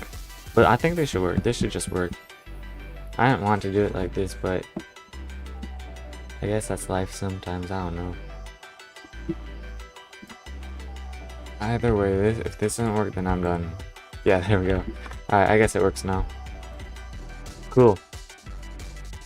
We can equip it, unequip it, do the good stuff. Oh, yeah. Nice. And then we unequip it. Great. Looks good. We can equip 2. Equip both, attack and everything. Unequip both. And it looks good. Okay. I think that's the ID. Or no, we gotta test armor. Armor is probably gonna glitch out a bunch of stuff too. So let's go ahead and make sure. And let's also test on different weapon. But also yeah, let's test it on armor. So let's craft a chest plate and a helmet. Let's see how this looks. So okay, wait. So it's already working. Wow, it just worked. It just worked. Chest plate gives armor health points too. 5 hit points. Unequip it removes hit points. Okay, so, wow, so the armor system is already working too. Let's go. Yes, sir, bro. That's what I'm saying, man. That's what I'm saying, man. Bro, I'm actually so happy. It's actually working. So, what does that mean? It doesn't mean that we can work on abilities just yet, but it means that all the errors are fixed. And that's good. That's always a good thing. So yeah, nice. Everything's working. That means we can go ahead. I'm gonna go ahead and remove all the print statements and everything. And after that, what else can I do here? Connect the cooldown system. So, because the whole reason I'm doing all this, the ID system, is for the cooldown system. So now we can work on the cooldown system. Nice. This is always good. So let's go ahead and search print, and let's just remove all the instances of printing, just because we don't need them anymore. Okay, nice. And let's see. And basically, I'm gonna have to do a bit of testing to see kind of what looks good. So I'm gonna go ahead and invisible this thing. So nice. So now we can see it. And let's go ahead and copy a slot from our replicated storage. And we're gonna be implementing the cooldown now. Cooldown system. Inventory. So let's go ahead and throw it into, let's see, right here in here. Okay, so you can already see this is kind of what the slots look like. And so now we're gonna be looking into a way to make it look cool with the cooldown system. So the thing is with items, if you remember, oh, I might have closed the document on accident. Let me go ahead and pull it back open.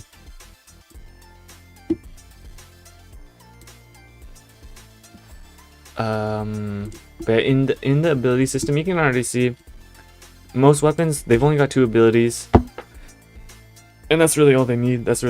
So what we're gonna do, we're gonna need a way to show 2 different cooldowns on this item slot. So how am I gonna do that? That's the question.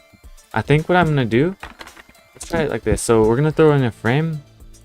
Let's set the size real quick. So size is gonna be x 0.5, I guess, and then y is gonna be 1, 0. And then let's go ahead and try and set the size to, like, I guess maybe a half. Let's set the transparency to like 0.5. Whoa, what did I just do? What is this giant circle up there? Okay, I don't know what that was, but 0.5. Okay, so is this a it's not looking exactly what I want it to look. So let's also set the positioning to 0, 0, 0, 0. Yeah. Okay. How does that look as a cooldown? I don't know if that's exactly what I'm going for. So it would start right here. Oh.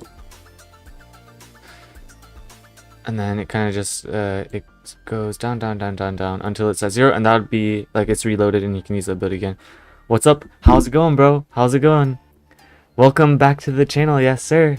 Yeah, so right now I'm just working on a cooldown system for my items, so that like when I use abilities for weapons, you can kind of just like not like spam the abilities, because that would be kind of too OP. So yeah, I'm just thinking about ways to like represent the cooldown on the item for the inventory. And what I'm thinking is like this bar that kind of just like scrolls down and then hits 0. But the thing is, the problem that I'm running, I would just do this, but the thing is I want items to have multiple abilities. So I would have to probably duplicate it on the other side, and basically for like ability 1, it would be this one, and it would just like come down, And for ability 2, it would be this one, and it would like start from here and it would end here. But I'm wondering if that's the right way to do it. I wonder if there's a better way to do it. You know what? What I could actually do, maybe I could put a bar underneath it, kind of like this, and then it scrolls down. I don't know if that's exactly like obvious of what I'm trying to represent, but I think that might be the best way to do it actually. So let's go ahead and make this pretty small. And yeah, let's set the color or transparency 1 or 0. Whoops, not 0, not 10, 0. There we go. Yeah, I'm gonna do it like that. I think that's the best way to do it. That actually looks pretty nice. This is gonna be good, guys. I'm on the brink of a breakthrough. I think. I don't know yet though.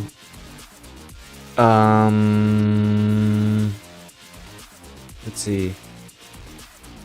So position, we're gonna use 0, comma, or wait, no, wait.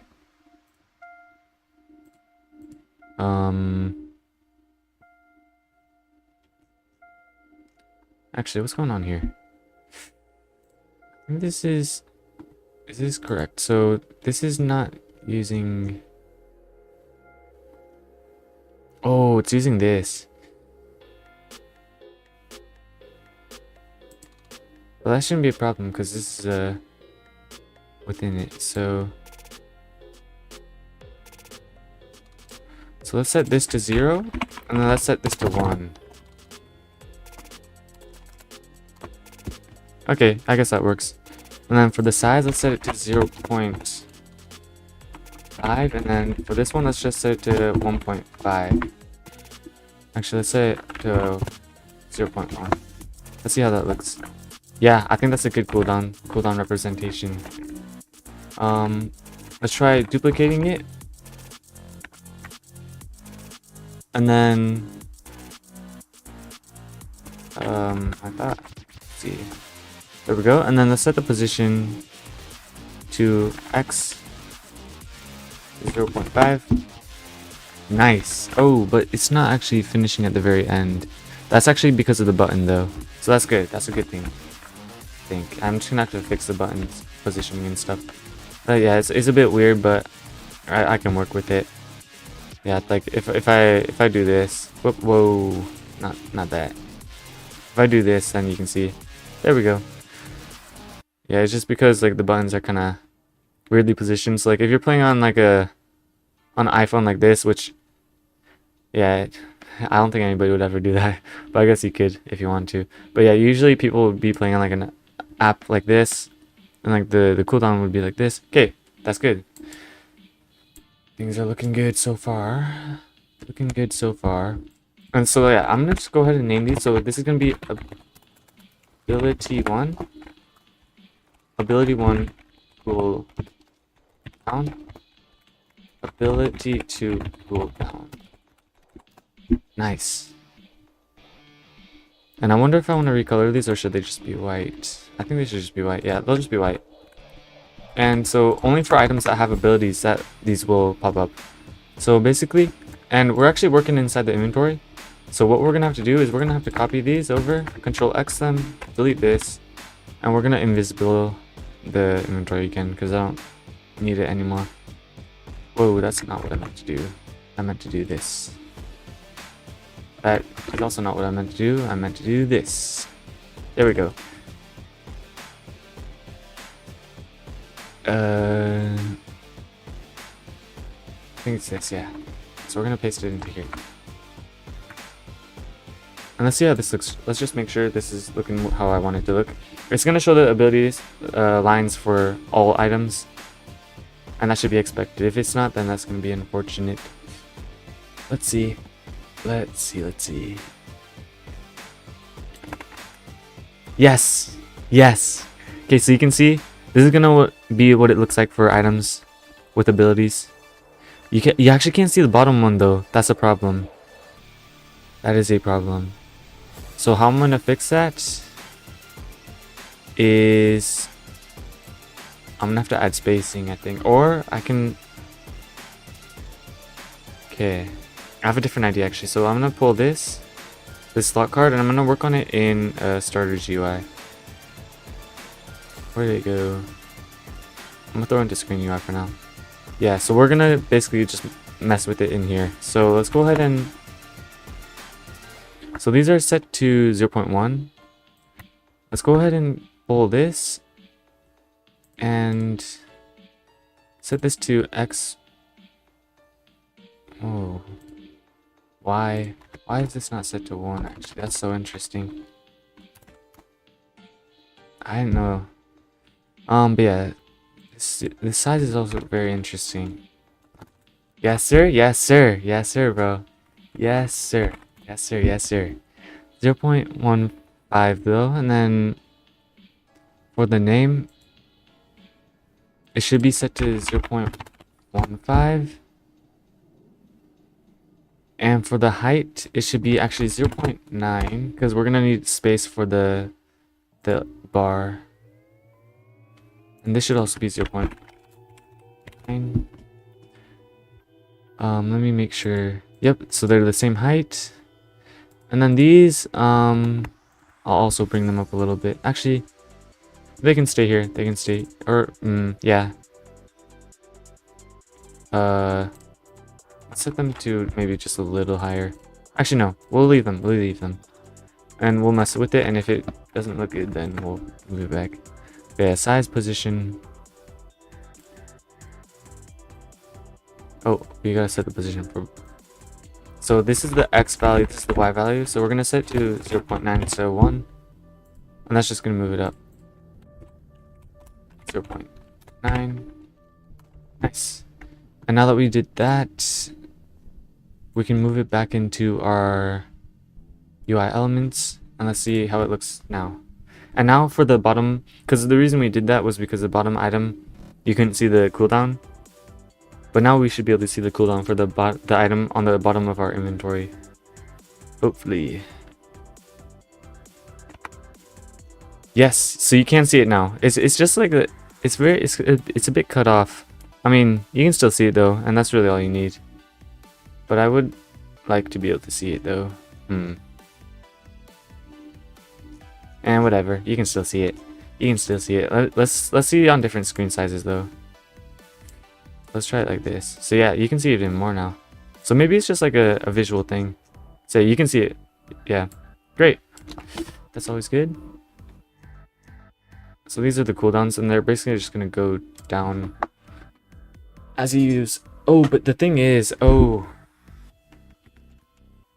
items that don't have abilities. Oh. So for items that don't have abilities yet, I want these to be hidden. So when we're loading the item, we're gonna need to know how many abilities the item has. And to do that, it means that we're gonna need to have a value that we set for items that have abilities.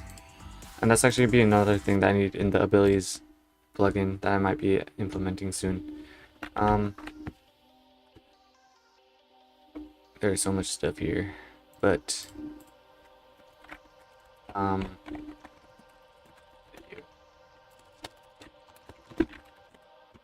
yeah, for now we can just do it manually, I guess, for the item, for the copper sword tier 1. So let's go to assets, items, copper sword tier 1, values, and we're gonna add a default value, and it's just gonna be, no, not default. We're gonna add a, whoa, what just happened? What's going on? No, lost connection. Ensure your connection is stable. I think my connection is stable. Let's do an internet speed test real quick.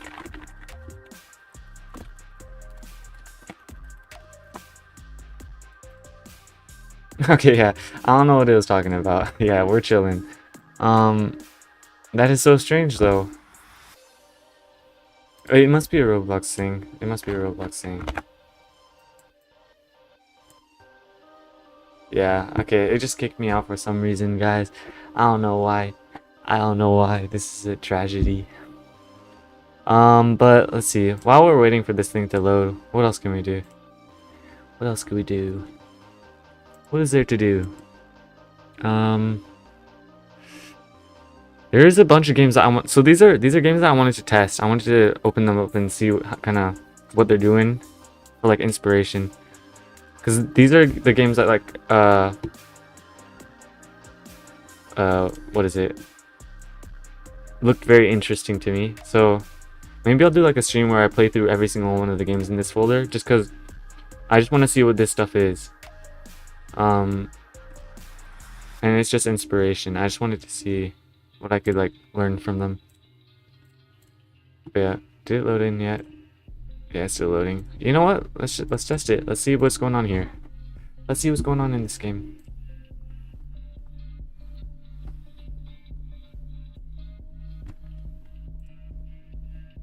Set sail alone or with friends.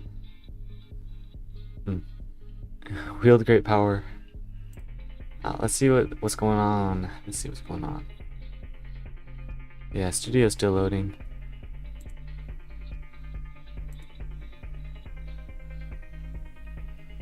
Have I played this game before? I pressed load, so it's loading something. I think I must have played this game before. I feel like I remember, but I don't know if I fully remember. We'll see. Okay, yeah, I've played this game before. Okay, yeah, I have played this game a lot. Wait, am I level 36 already?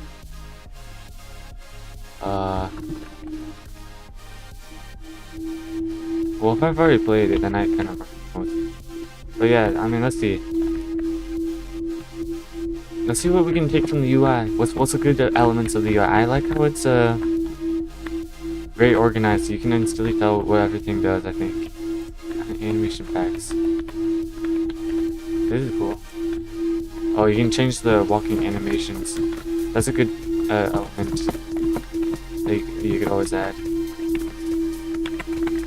There's custom interaction UI, which is always really good too.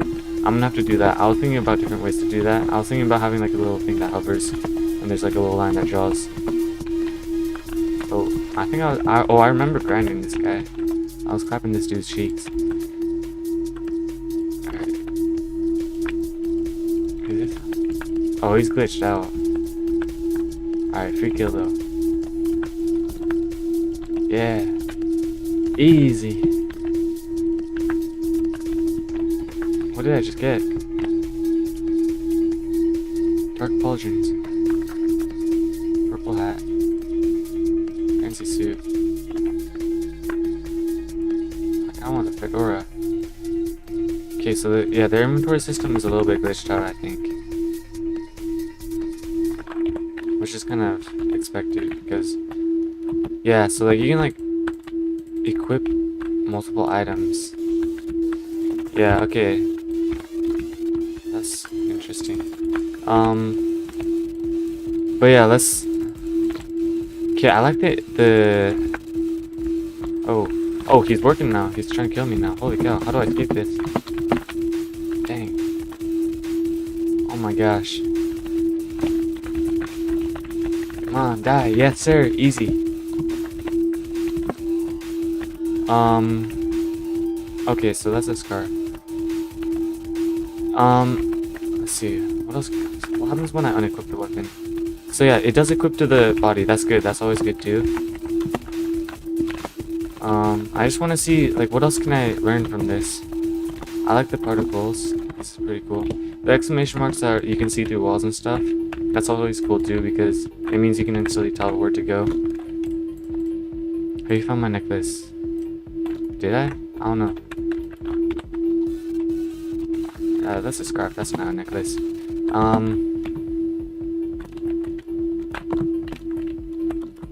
Yeah, I mean, this is overall a good game. I remember playing this a long time ago. I forgot what I used to do though. What is this? I found doom grapes. What is a doom grape? Rare item. And yeah, so like, oh, you can favorite item, so that's really cool. Yo, 6-7. Did I? No way. Oh, it hasn't reloaded for me yet. Wait, let me check. No, there's no way, bro. You gotta be joking. Oh, how is this studio still not loaded too? It's glitched out. I'm gonna have to. Can't. Oh, yeah, studio just like completely glitched out. Oh crap. Okay, yeah, let's close this out. Hang on.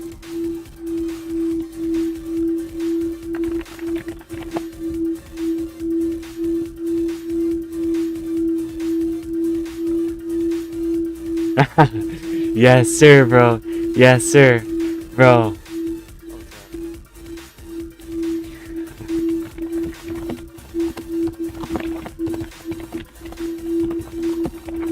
Bro, no, I'm gonna have to make a video for this, bro. Oh, bro, 3 likes too. That's insane. Bro, that's insane. Thank you for 6-7 likes, bro. Or subs. Oh my gosh. We've hit a major milestone. This needs celebration. We need to celebrate somehow. I don't know what to celebrate with. Yeah.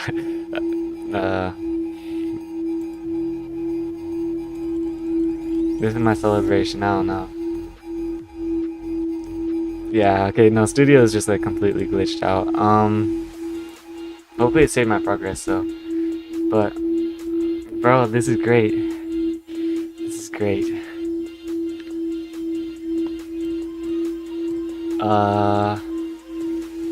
Let's see, let's go ahead. Let's see, we've already tested this game. I'll run through the owns later, or maybe off stream or something. But yeah, what was I even doing? I kinda forgot. Oh yeah, I was waiting for Studio to open back up. But yeah. Oh, what's this? New host, new subscriber. Yeah. You know, it's interesting that it notifies me for that, because sometimes it does, sometimes it doesn't, which is very interesting. But yeah, either way, I'm not complaining. This is some good stuff. 6-7 subs, bruh. 6-7 subs.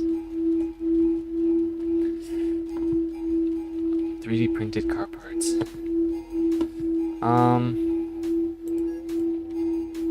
Dang, I mean, like, yeah, studio is just not loading.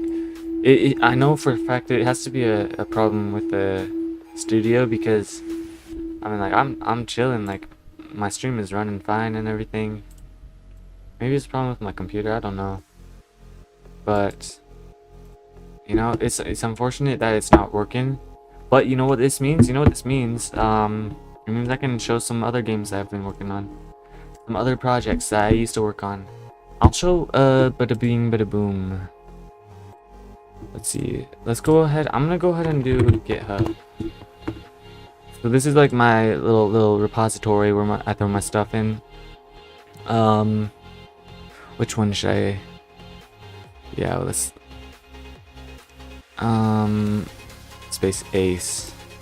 First game. This is the first game I've ever made. I'm gonna download it. Oh, but I need to get a game maker to run this. But I do have a build somewhere. I just don't have it off. I can't like do a secondary tab because I don't have a second monitor. Dang it. Yeah, that's alright though. You know what? I did upload some stuff on a different channel. I have a music channel that I've got. And I uploaded it on there. I think I have it. Let's see. So I mean. Dang it. Whoa, what's going on? View your channel. Manage videos. It's one of my unlisted ones.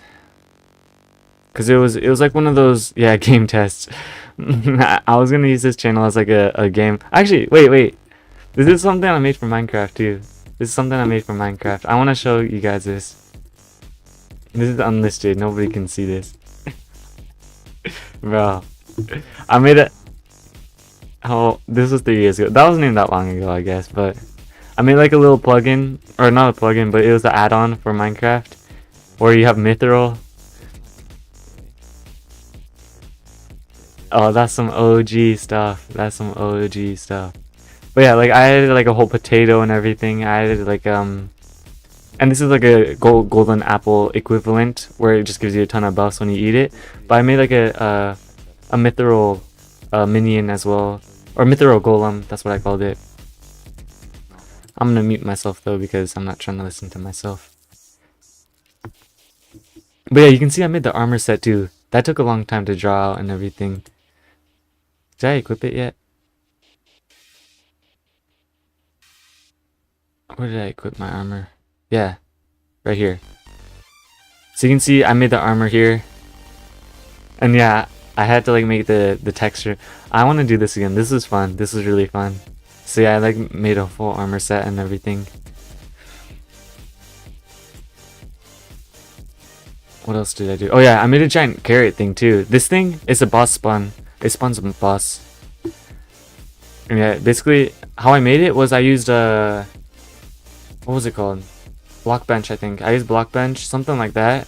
And I 3D modeled it out, and then I used the colors from the original carrot texture to make the carrot. And then this, one of the problems I ran into though actually was the shading of the carrot object. Like it was like glitched out. It was really glitched out when you would put blocks around it. But like I just didn't. Let's just forget about that. But yeah, I think this is where I showed the Mithril Golem. Watch this.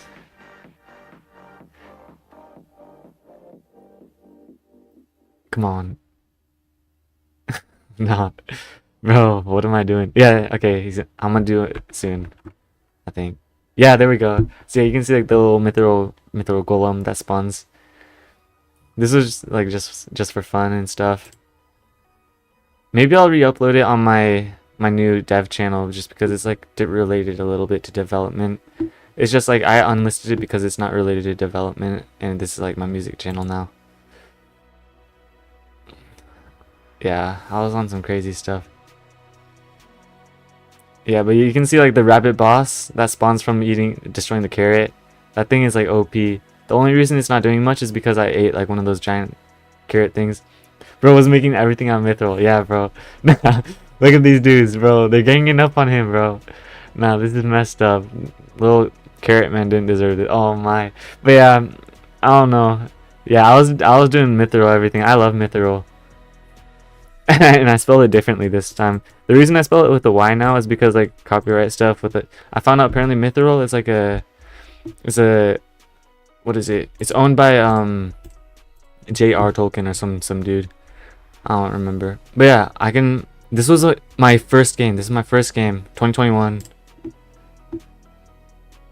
I do have a game build somewhere. I just don't want to pull it up because I'd have to like leak my whole entire email and everything, and I'm not trying to do that. But I can show you guys my OG game. So like I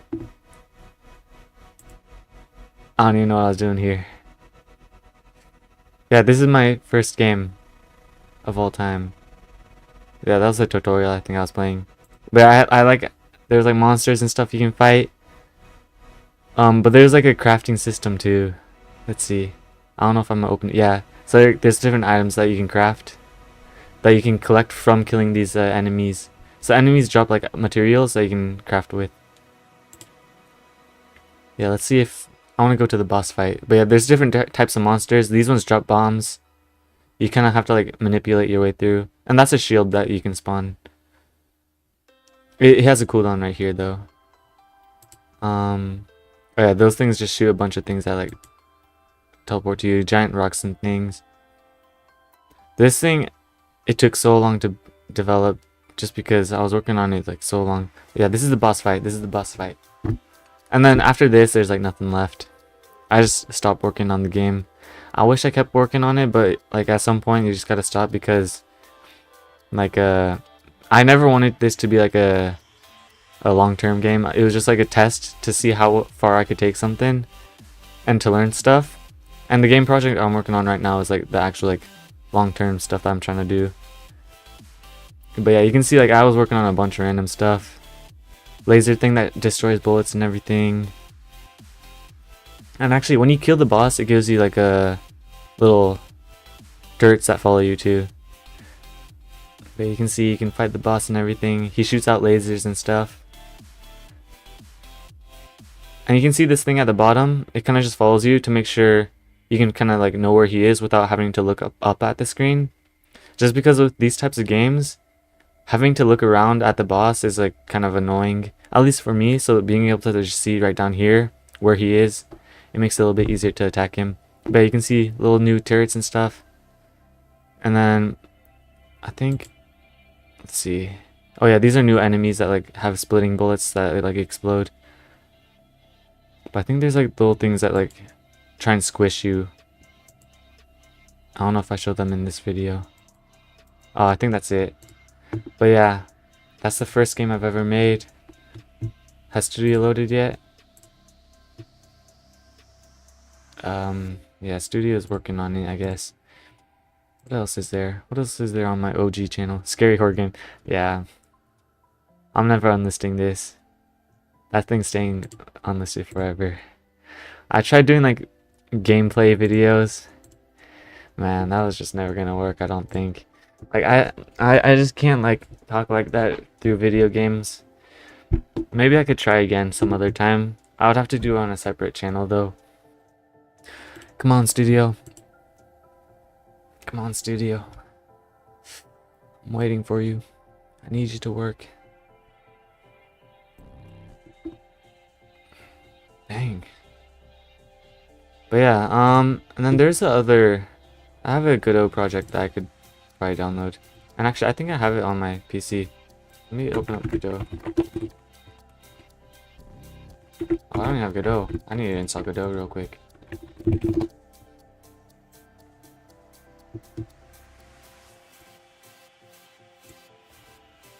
I'm not trying to make a donation. I'm too poor for that.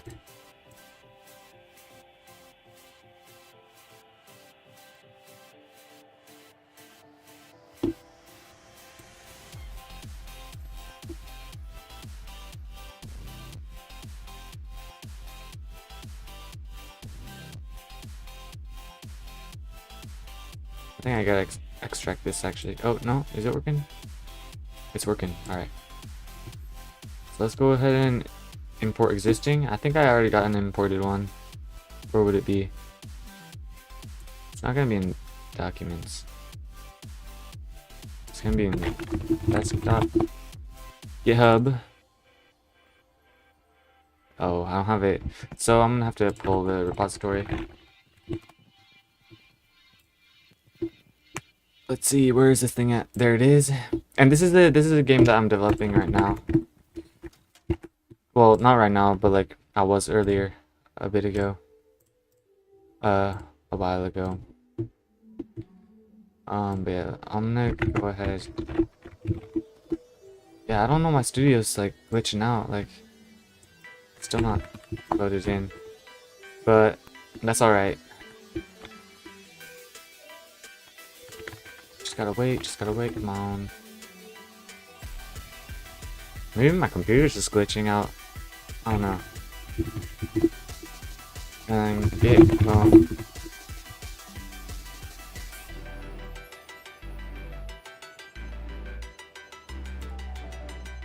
Username. Wait, why is it asking me for a username? I don't know.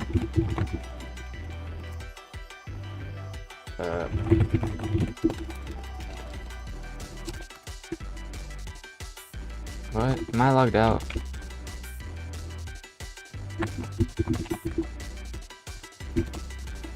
I have to. I'm gonna mute myself while I type this.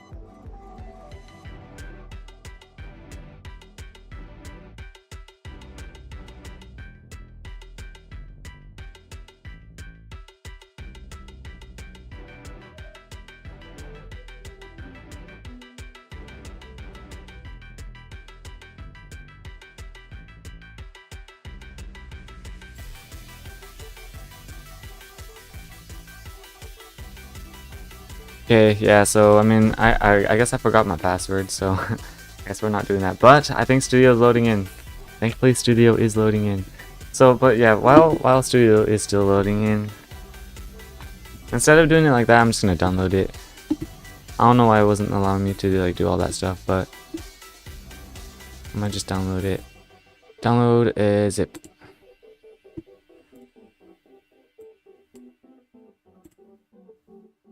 And this is just like a GD script build.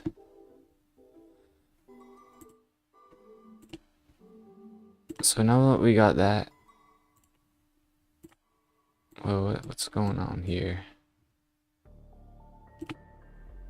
I mean, like, now that we're all the way over here, I kind of have to show the horror game I was working on.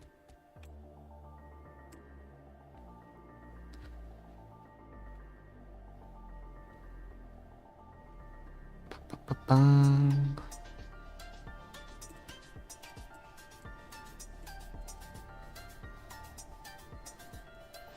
I mean, you know what? We'll do it a different time. Let's keep working on the game. Finally, Studio has loaded in. Let's finally work on what we were working on. So, you know, like, I kind of forgot what we were even doing. Let's see. I was doing the ability system. I was working on the UI. Making. Oh, wow. We're outdated. Because I remember moving this. Let's see how outdated our system is. But yeah, no. What we were doing is I was talking about pulling the item, and when we do that, oh, this isn't even reshaped. That's a okay. So, wow, what's going on? Like our studio like completely glitched out. I don't know what happened there, but I mean, thankfully we're in now, so we can work on it now. So the problem was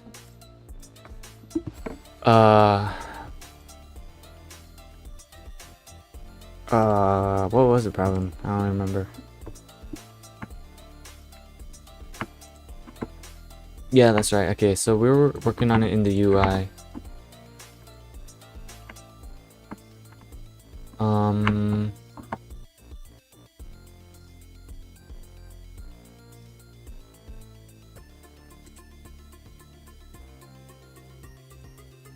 Okay, so these are they still positioned in oh yeah, this is a really outdated version.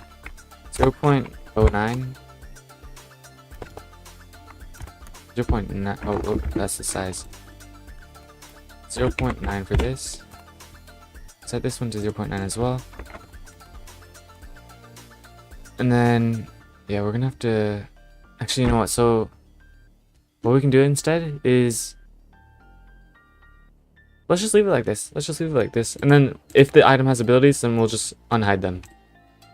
But for now, let's set these to transparency. Or actually, let's real quick run the game. Make sure everything's running.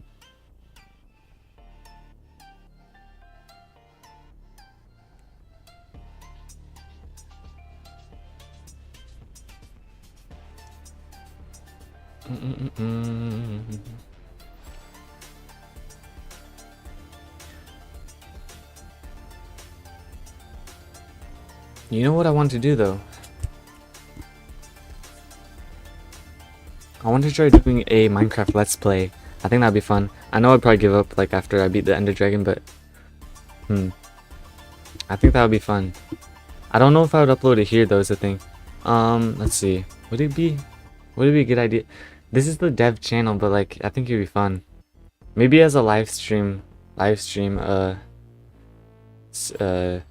thing. But I mean, I guess it would be better to put it on a different channel, like a C4 Zombie Gaming, C4 Zombie Slayer Gaming channel. But then that would mean I have 3 channels, and that's just so much to manage. So it would have to be on the dev channel, I think. Minecraft episode 1 on C4 Zombie Slayer dev. Maybe. That's always a thought. I don't think I'll do it, but that would be funny.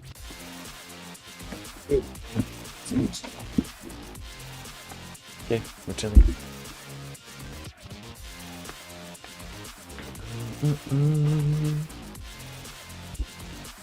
Come on. What's going on? Oh, it's because I didn't move the UI element. That's alright. All we gotta do is just move it out of workspace or out of UI.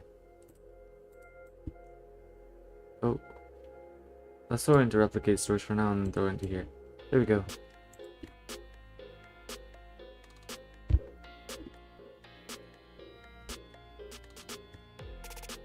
And yeah, I mean, like, this is kind of like what I do on a, like, normally. Like, this is like how development usually looks on this game. It's just a lot of like boring stuff to get a single tiny change done. But these tiny changes, I'm hoping one day will mean that the game is easy to work on. Cause yeah, I mean, I'm still working on like the base systems, right? So who knows? Well, I don't know. Okay, let's go back to replicated storage. Let's go to assets, items, copper. Let's go to tier 2. That's the one that has an ability. And let's set the weapon, or actually let's make a new folder for ability. And let's just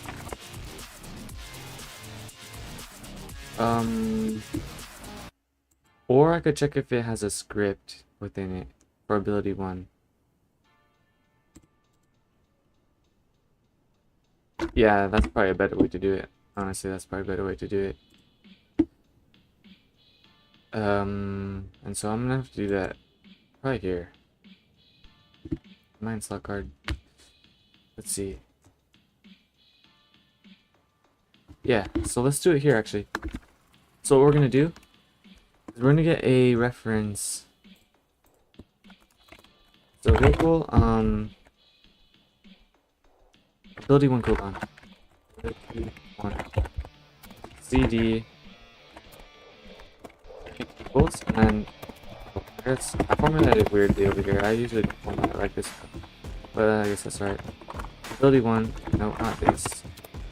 Ability, oh, but we do need a cooldown value though.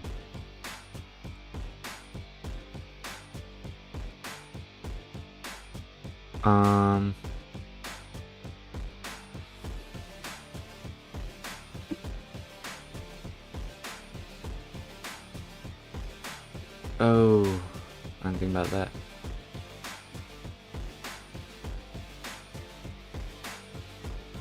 So no, yeah, in the item, let's see.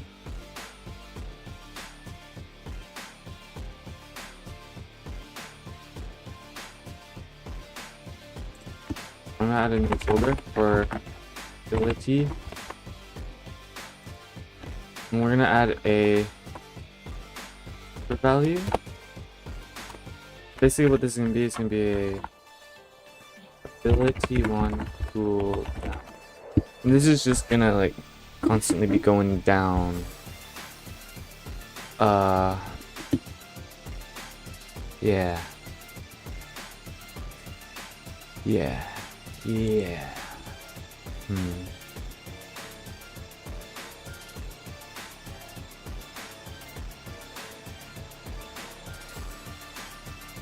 So let's add that to do as well.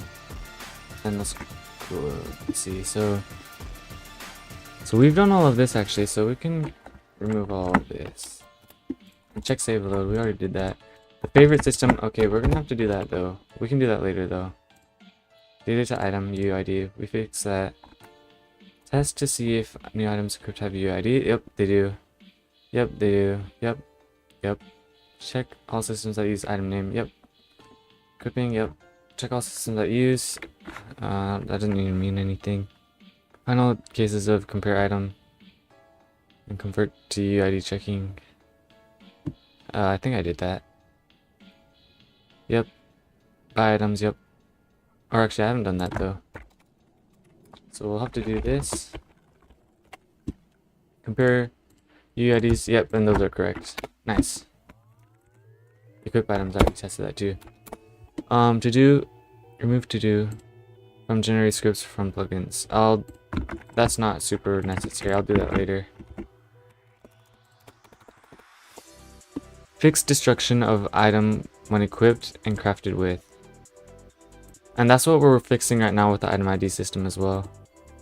So, but that is also something that we can do later. Abilities plugin. That's what we're gonna do after we're done with all that stuff. HUD cooldown element. That's what we're working on right now, actually. Connected cooldown system. Cooldown. That's what we're doing right now as well. And this would actually probably go above. Ability consumption. Yep, that's what we're working on. I guess that would also go above. Alright, no, that's still down here actually. But implement. Gear upgrading station. That's also not something that's super necessary at the moment. So I'll throw that up here as well. Do this. So yeah, I'll throw these all down here actually. And let's see. We're chilling. We are chilling. Okay, let's do this. So,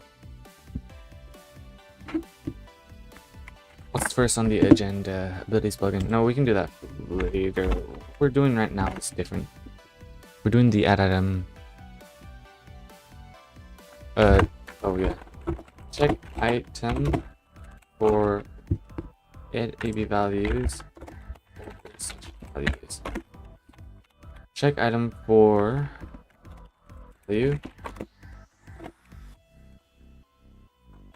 Init AB if value exists. Okay.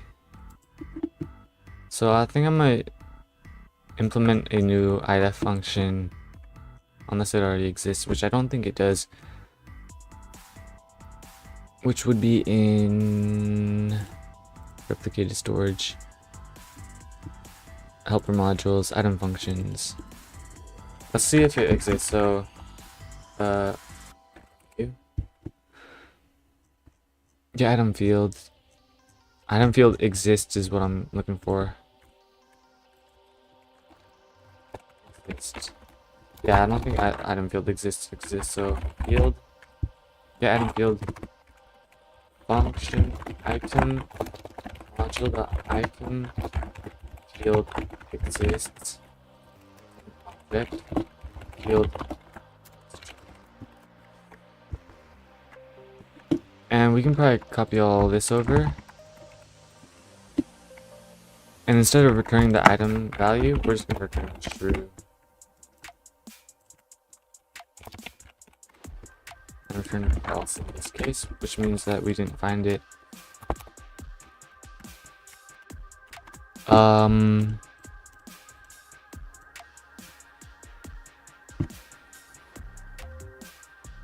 Yeah.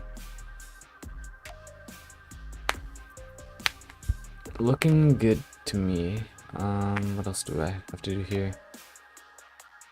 I think that's about good. It is a bit laggy. I can see how this could be laggy, but hopefully it doesn't make too much of a difference. It would only be laggy for initializing the whole inventory, if there's like a huge inventory. Which, it would only lag for the local script as well anyways. So it only lag for the client, meaning the server is fine. The server is chilling. But that also means we can use this system. So now that we got the item ID,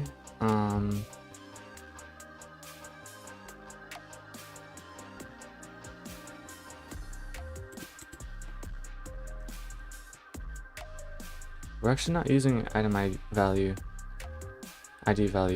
What was this for? I think this is what we were working on right now actually. But we want to check if the item field for values exists. If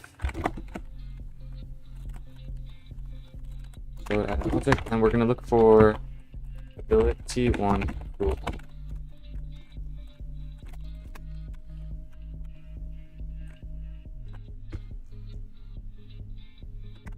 Bro, the AI is just too advanced, yeah.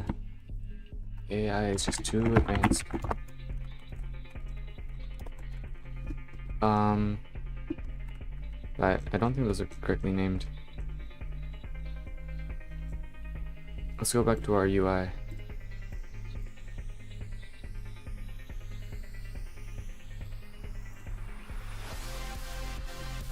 But where would it be? Slot? Cooldown, yeah, so this is gonna have to be down.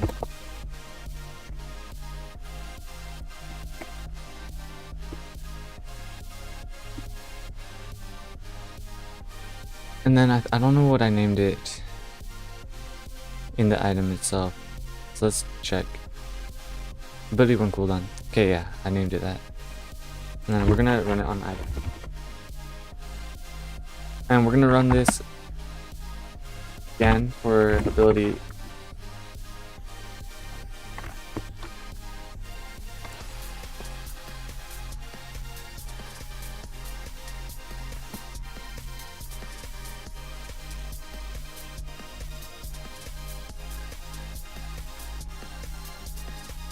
Okay. Else. If. That's not what we're trying to do though. But that is what we're trying to do. Great, and then they should be defaulted to invisible already. Oh no, but this is an outdated version, so they aren't. Let's go ahead and set visibility to none. Let's see how this looks. Now it should only show for the copper sword. It should only show ability 1.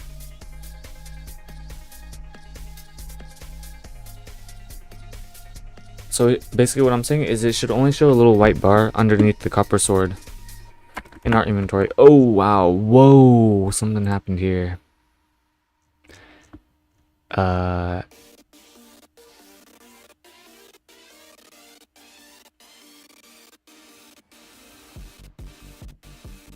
It's a okay, I don't know what I did, but something's wrong. Something's wrong.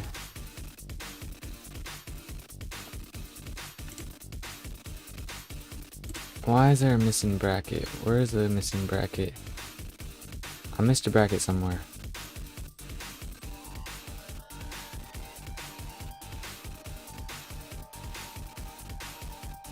Where is the missing bracket at? Let's try. I'm gonna try and remove all this. It fixes it.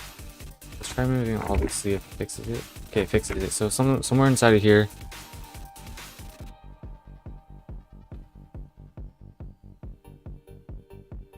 I typed in something that's doing an error. So is it here? What's wrong in this? If this, then do that. Else if this, then oh, it's oh my gosh, that'll do it. There we go.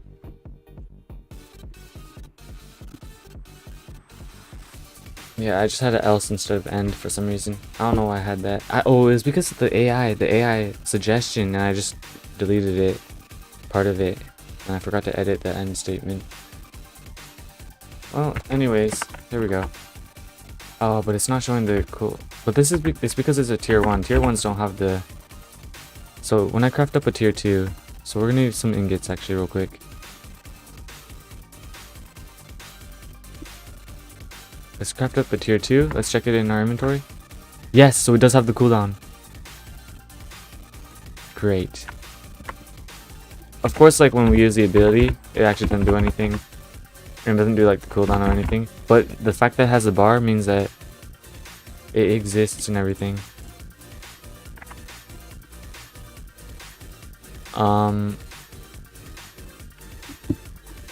That is good. That is good. We just need to implement the second bar for tier 3. Which tier 3 doesn't even actually have ability yet, so... So let's just simulate a second ability by going into our copper sword and just throwing in a second one. So now it thinks that we have 2 abilities, but we actually don't. Let's see what it looks like now.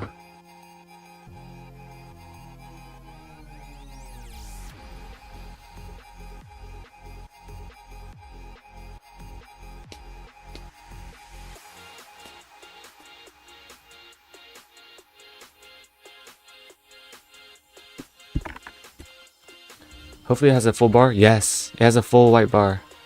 That is exactly what we want. That's good.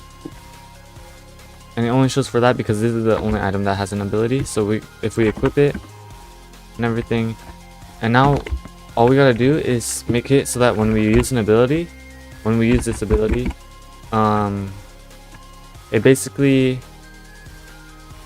brings this bar all the way back to 0, and then it starts charging back up.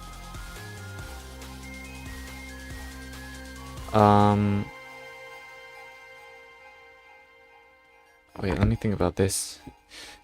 Or would I want the bar to start from here and it like charges back up? Because if it charges back up like that, then you can't really tell where it ends. Whereas if you start it here and you charge it back this way, then you can instantly tell where it's gonna end. And once it hits here, it's fully charged and you're ready to use the ability again. I think I'm gonna do it like that. It would be a bit weird if you're playing on a screen that's like this size. Just because this side would have like the button. Let me think about this. Yeah, because if you do it like this, then it's a bit strange. But I guess nobody would really be playing on a screen like that size, so I think this would work. So yeah, we're gonna start it from here. It's gonna go back all the way down, and it's gonna start charging back up. And for this side, it's gonna start from here, and it's gonna charge up like this side. Nice. That's what we're gonna do. That way you can tell kind of the end of the charge.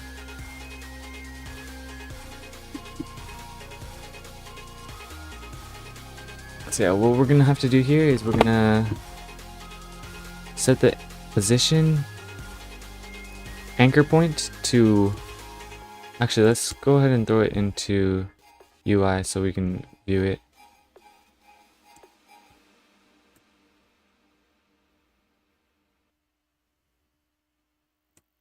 Alright, and now let's go ahead and set the visibility of these two abilities to 1.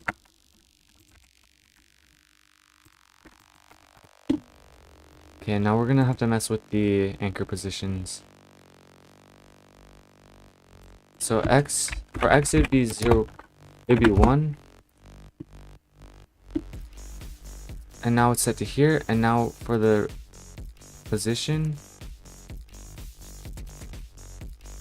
oh no, it moved it over here. So now for the position, we're gonna set to 0.5. And I think that's it. And then for the size, X, Y, X. Yeah. Great. That's the only change I had to make, I think.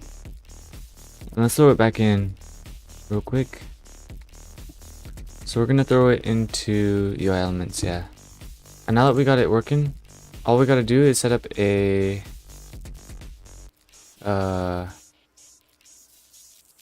callback. No, this already has events too. So we're gonna set up a bindable event for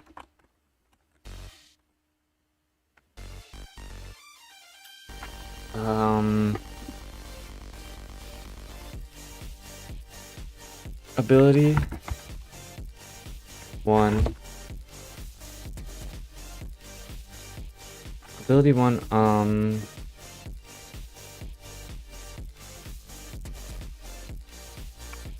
cool down. Which will be ability 2 cool. Nice. And basically when those run, we're gonna do a whole like bindable event thing where the values go to 0 and then they start charging back up. And we're gonna do that here. So all we're gonna do is local bind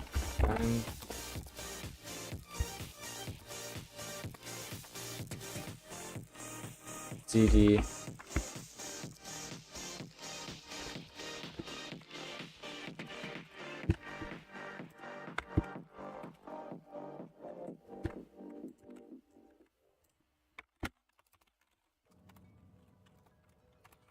here equal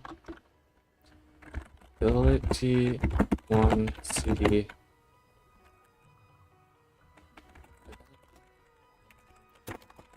and event equals card dot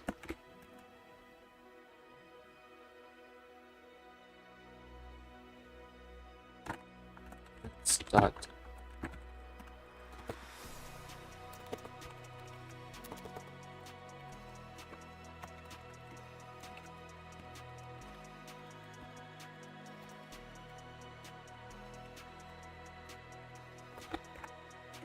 and I think that should work.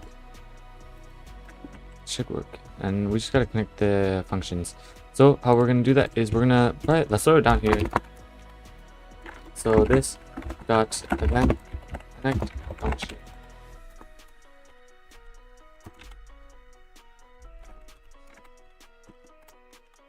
Hang on, I'll be right back.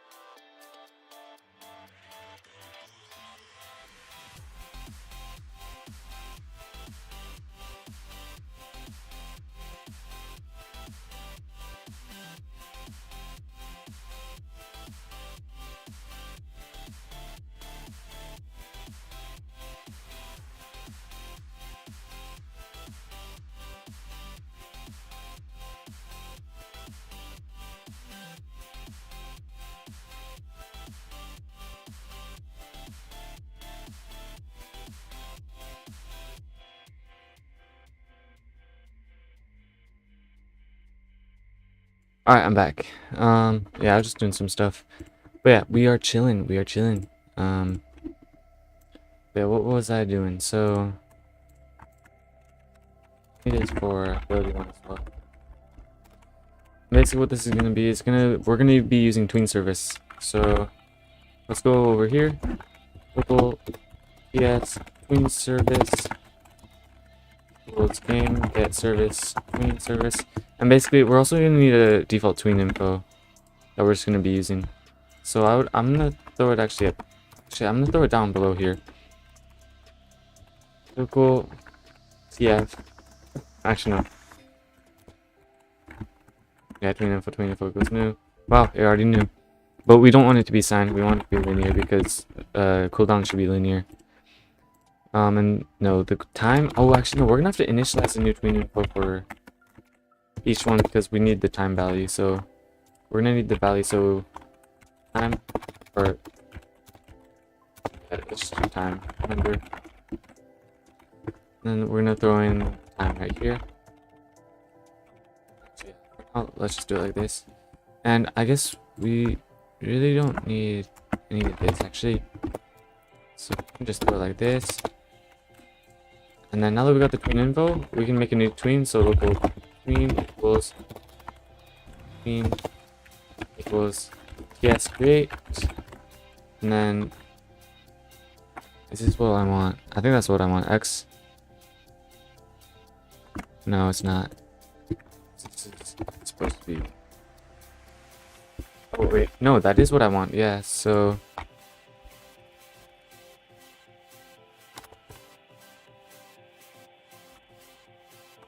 but I'm gonna scale it to 1. And the value of it originally is gonna be size equals x0. And it's gonna go to 1. And this is mixed at 1. And it's gonna use tween info, nice.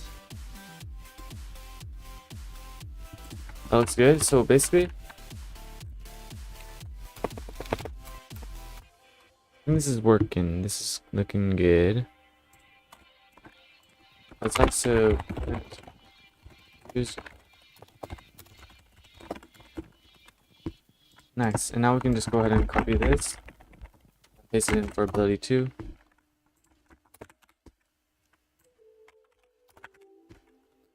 Let's see, and we're gonna throw it in here. And I think that's looking good.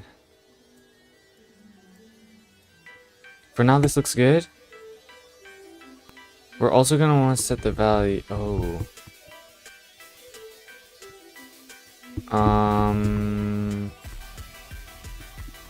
Let's see.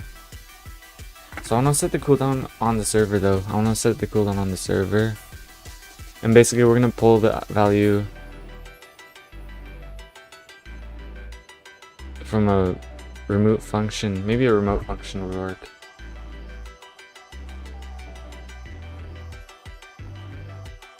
Yeah, I'm probably gonna have to use a remote function, I think. So that's what I'm gonna do.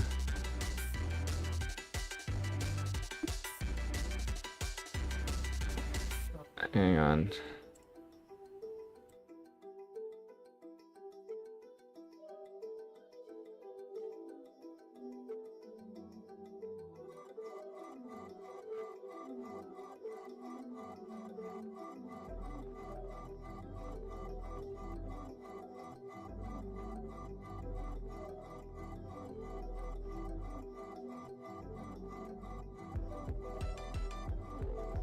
Alright, we're back.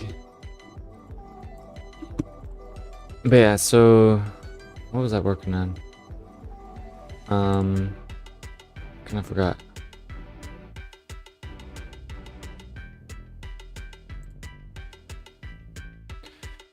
Once I figure this out, I think we should be chilling to go to the next thing. But what was I doing? What was I doing? Oh yeah, that's right. I was gonna do a remote function for items. So, oh, but then I'm gonna have to implement the. So I'm gonna implement remote function get ability on cooldown. So I'm gonna add that to the notes as well. Add function.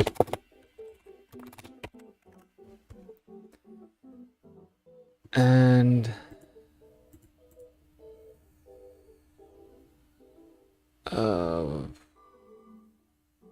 let's see.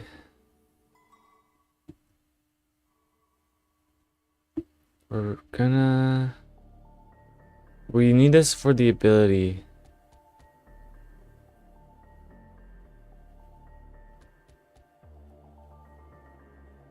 One script which gets fired. But actually, since it's firing on the server, we actually don't need this, because we don't need this to get the value. But since we're running on the server, we already have the actual value, so we don't need this. Great. That's always good. That's always nice. I love it when I don't have to add new stuff, because it means less work. Less work. That's always nice. Okay. So what that means though is that probably in the ability function, we're gonna need to make sure that it's allowed to run the ability. And how we're gonna do that is we're gonna check the item's cooldown. And how we're gonna do that is checking the item's values.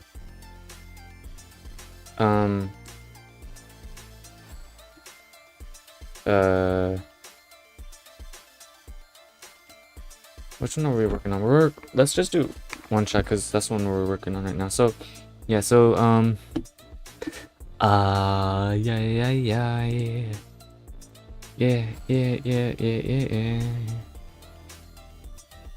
We're gonna do a wrapper class actually, probably. So or a wrapper function, local function ability,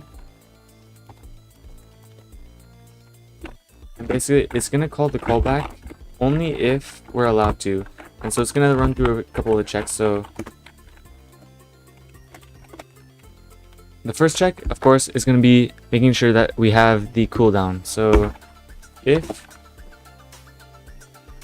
cooldown is bigger than 0, then return 10.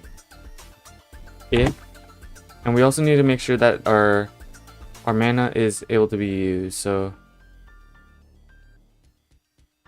oh yeah, wow. Bro, the AI just knows. The AI just knows. Holy. How does the AI just know? It's just too intelligent. It just doesn't know that I don't have a reference to model.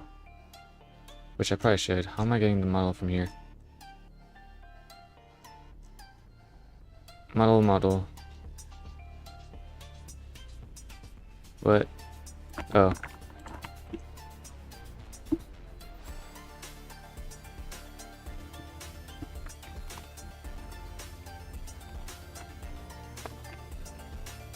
So another check is if not model.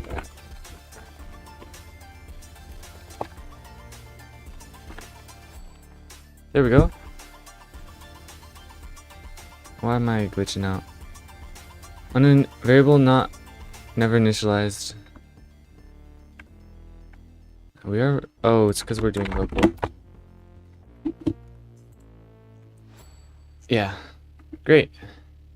Looks good. That's a big line. There's probably a better way to do this, but you know, it's crazy how the AI just knows that that's what I was trying to do. I wonder if it just knew. That's crazy. Bro, AI is gonna take over. Just kidding. No chance. But yeah, we're chilling.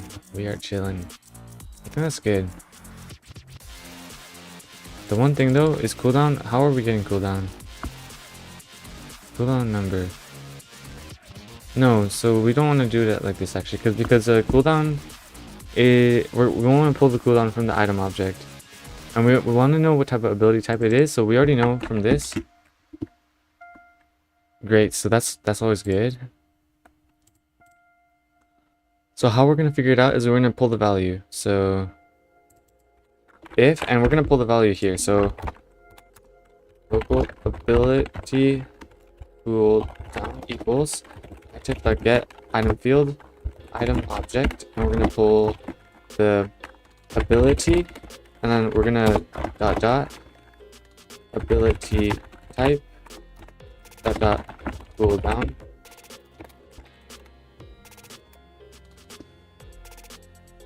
And listen, so we're gonna do it like this. We're gonna copy that, we're gonna paste it here. Great. And then we're gonna call the callback.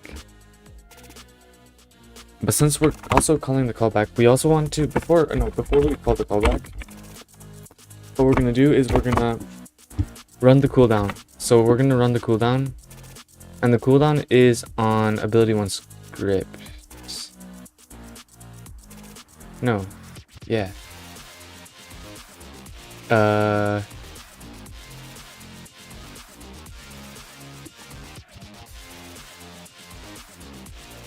It's on the item slot. That means we're gonna have to go all the way back to the slot and find the slot, and then we're gonna have to run the event. Oh. So you know what? Maybe the events should be on here.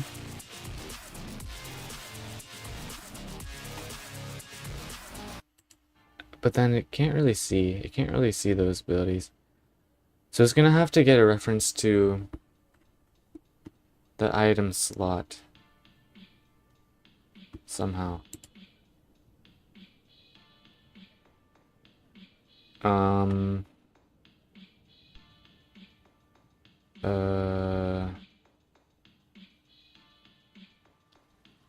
wonder if it's faster if I do it like this.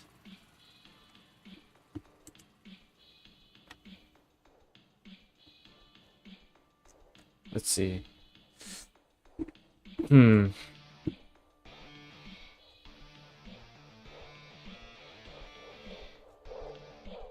actually, we also only want to run these over here.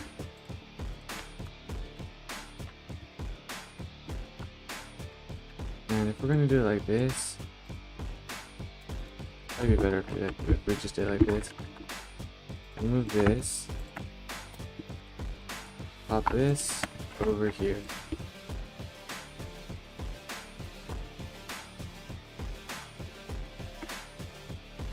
And change its stability too. Since its ability to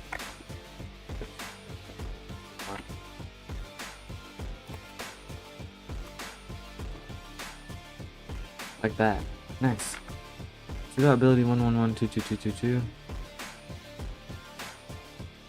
Good.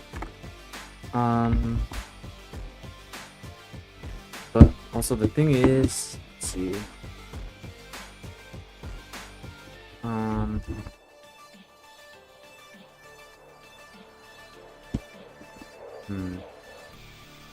Yeah, how do we call the event though? How do we call this event? So let's see. So I'm gonna run the game, look at the management, just to get an idea how it's looking.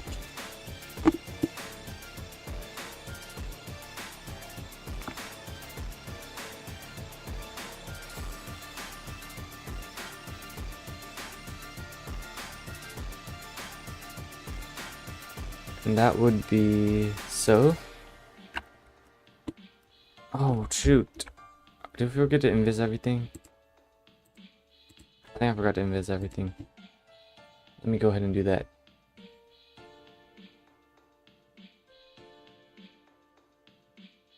Oh yeah, I remember, yeah. I did set everything to visible. I must have forgotten to reset it though.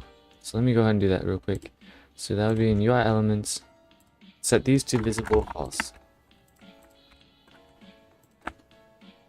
There we go.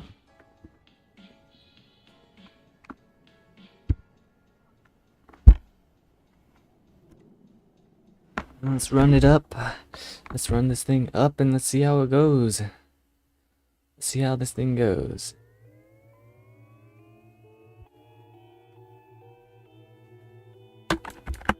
Great and great. That's looking good. That's exactly how I want it to be.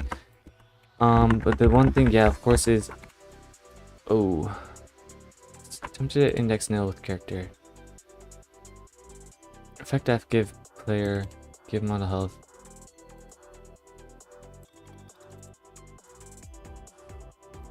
Oh, it's because I'm forgetting to put in the args. Yeah, that'll do it. That'll do it. So what I can do here is I can pull the module arguments, the ability callbacks. And so it's a player and mouse position. I can probably copy those too.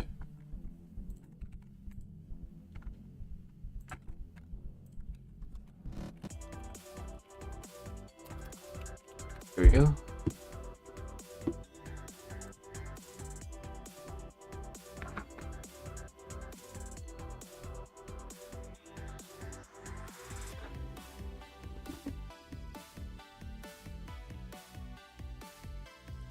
Yeah, yeah.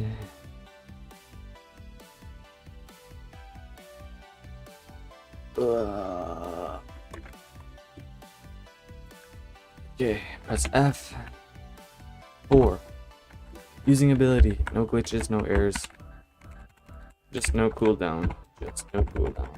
So yeah, we're gonna have to somehow connect this to this slot. So let's see kind of how it looks in the hierarchy. It's in screen GUI, inventory.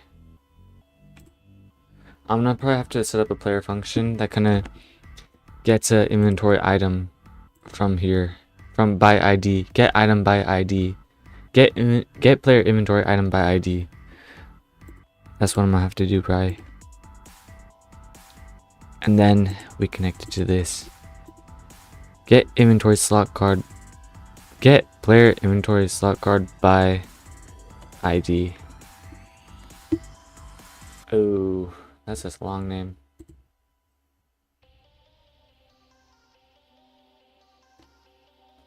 Well, whatever. Let's do it. Let's do it. I know how it looks now, so.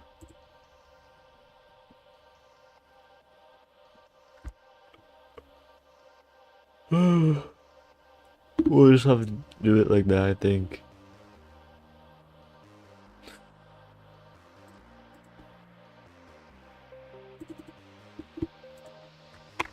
So let's see. Function. Get player item. Get player inventory slot card from ID. That is a long name, but you know, it'd probably be better to do it like this. Get inventory slot card by from ID, and we'll just player, and we're gonna need the ID. The thing is, this is gonna be linear time. I don't know. There's probably no way to do this faster. Is there a way to do this faster?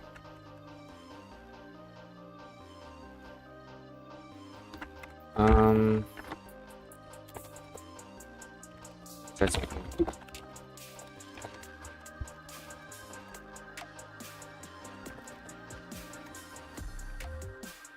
Let's see what functions are on here.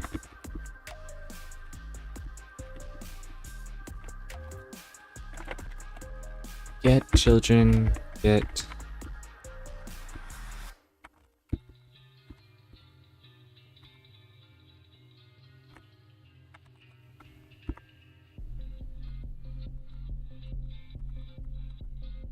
yeah, okay, yeah, I guess we can do it.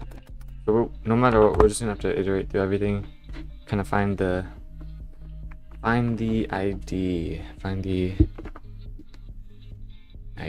yeah. There has to be a faster way to do this though.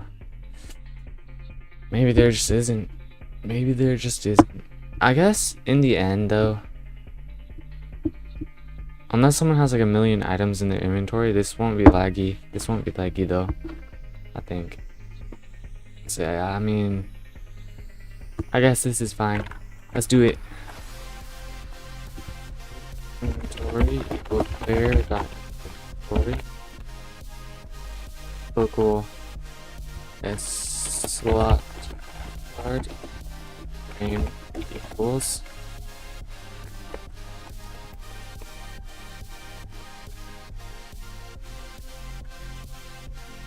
I'm gonna have to do a bit of iteration here. So what we're gonna do is, why are we lagging out here actually? Returns, oh, it's because we're just returning nil, I think. I never assigned. Okay. For I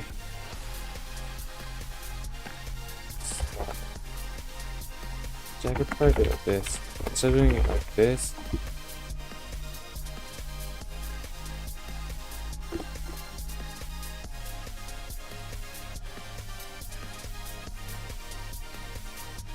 No, but we're looking through UI actually. We're looking through HUD. So what we're gonna do actually is we're gonna do player dot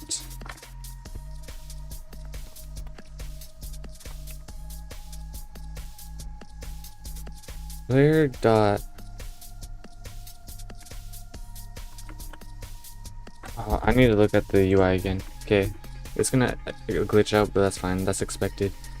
What I'm trying to do right now is I'm gonna check the hierarchy just to know how it looks.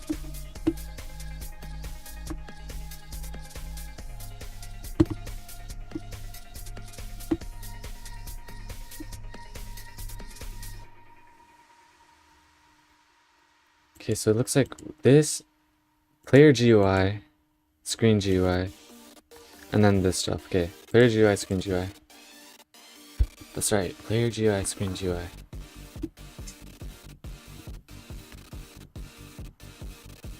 Dot player GUI dot screen GUI dot. Oh, that's not how I spell screen. Dot, and then we can go through this. So it's gonna be inventory UI dot. Oh man, inventory dot.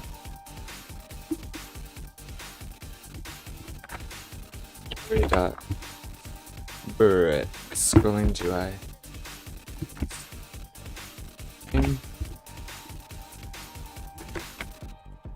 And from here it's just get children.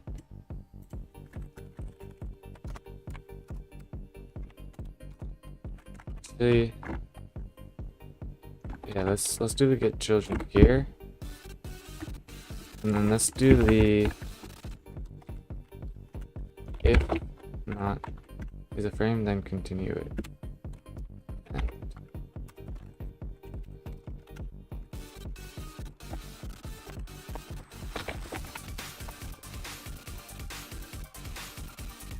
Okay, and now that we know it's a frame, all we gotta do is get the ID from it.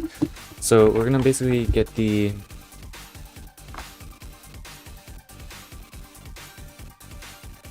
and now we're gonna have to look through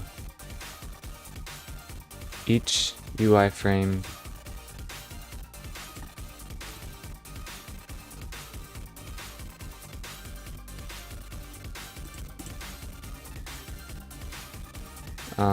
Where is it? It's in here. Inventory slot card. Dot. Values dot ID. Dot value equals ID. And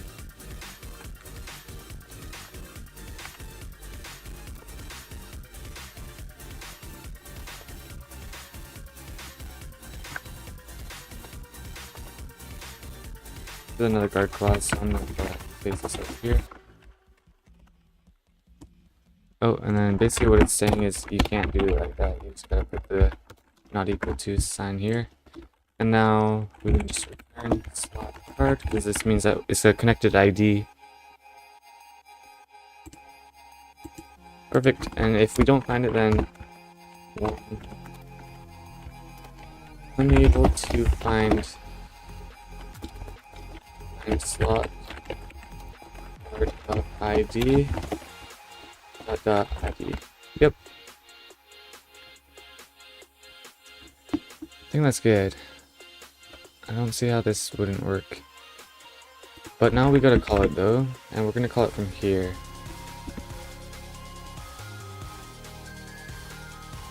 But this is on a script. Yeah, because this runs from a server script, so it doesn't have a reference to the player. No, it does though. It has a player right here.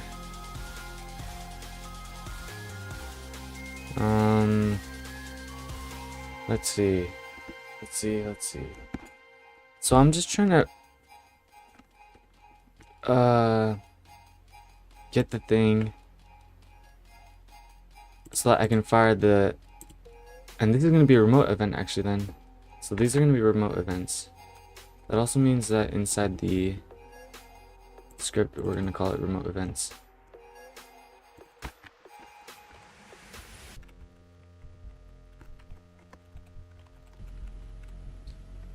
gonna convert these to remote events real quick.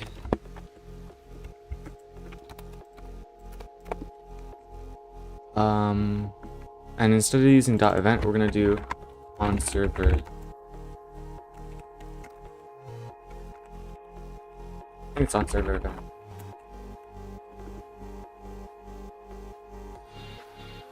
Yeah. Yeah. And then let's go ahead and convert these to remote events. So, remote, not remote functions, oops. Let's rename them to ability1 cooldown. Whoa, what just happened there? Copy this. Let's do it here. Whoops. Forgot to call it 2. There we go. Now we got the 2 events. And then from the ability module, all we gotta do is call the callback for the cooldown. So, local.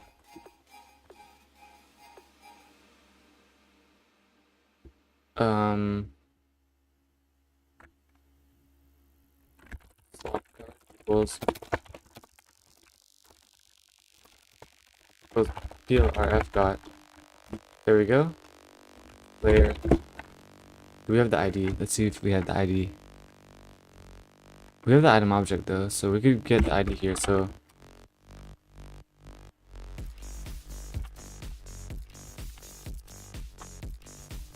let's set the item object.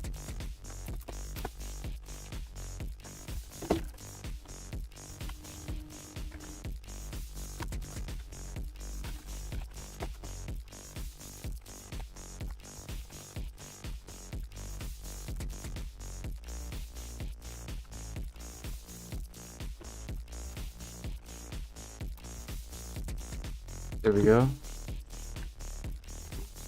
Okay. And then slot art dot events dot. Great. That is exactly what I was hoping to do. But since we don't know what ability we're actually running. Oh, and this is supposed to be this. Let's do it like this. And then, yeah, since we don't know, we're gonna have to actually do it using square brackets. Dot dot, and then ability type. Dot roll down. And then there is a, oh, it's because we have a dot there. Looking good. Alright. Come on. Come on. Please. Please.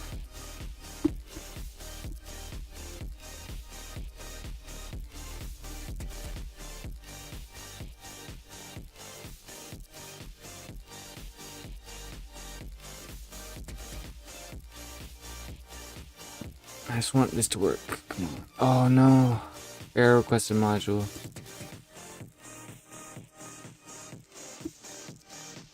Infinite yield possible on wait for. There's. Oh, we're running it on a model or on a character instead of a player.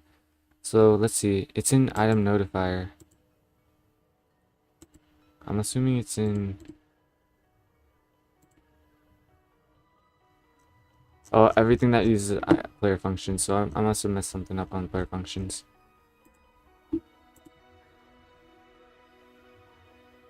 Let's see what happens if we remove this. Now it should remove all the errors.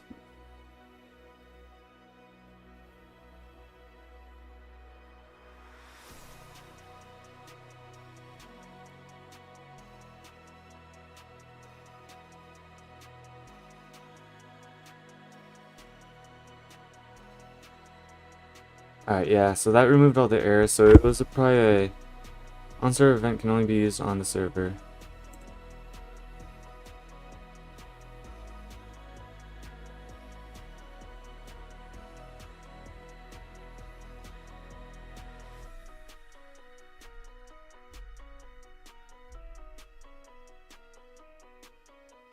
Oh, is this supposed to be on client event? Whoops.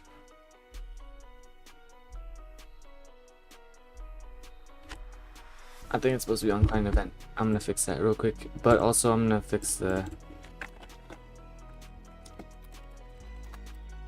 Yeah, I think it's supposed to be that.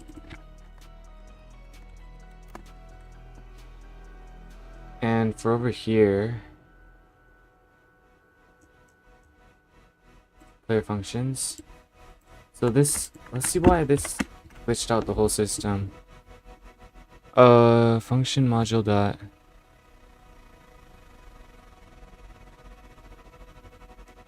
Is this already a function? No.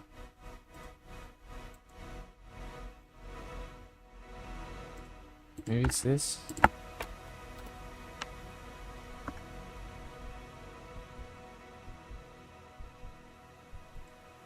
I wonder what's going on here.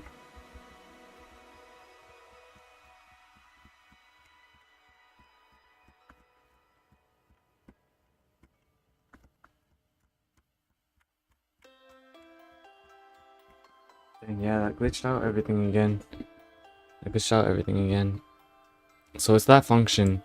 Something's wrong with it. I'm doing something wrong here.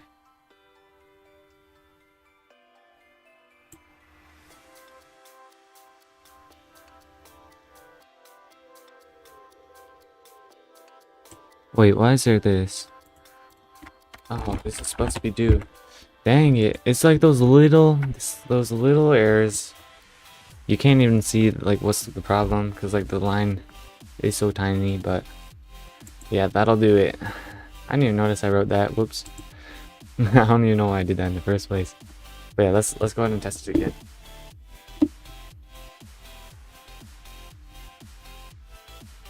Okay, this time we're getting a good error. This is a good error because it means that we didn't accidentally glitch out everything.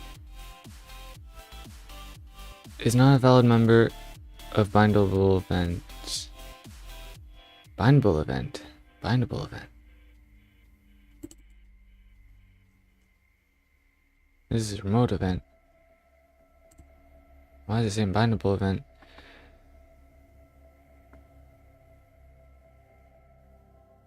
Inventory slot card. Oh, I still have these. Okay, I need to delete those. Yeah, those should not exist.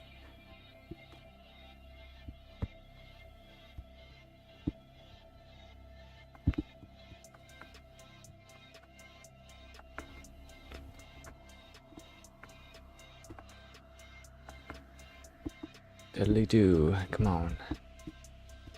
Alright, no errors so far. No errors, okay? Let's try running the ability then. Press 4. Unable to find slot card of ID.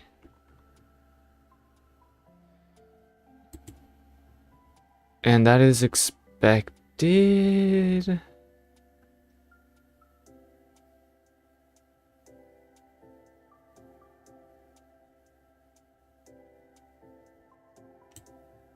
Wait.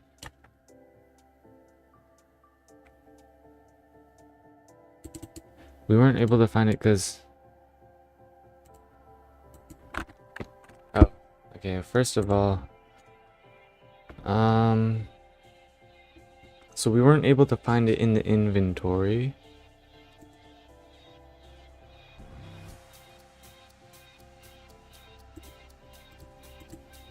Hmm.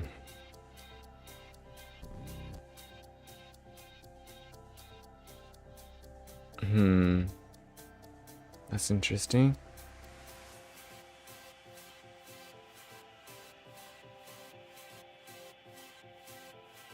Let's try running. I'm gonna try running it again. Let's see what happens this time. I'm gonna run it and I'm gonna use the ability. And basically what I'm testing is I'm testing to see if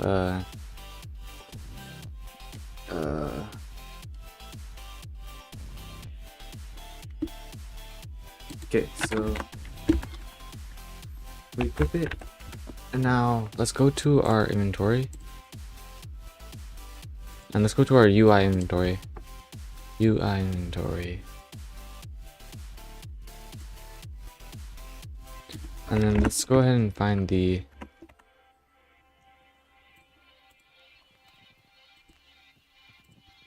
okay. So we've got this. We got values. We got the ID value. Let's see what the value is. It's nothing. It's not set to anything. That's so interesting. What about these ones? These ones are also set to nothing. Why are they all set to nothing? Oh no. Are they not getting set to values? That is not good.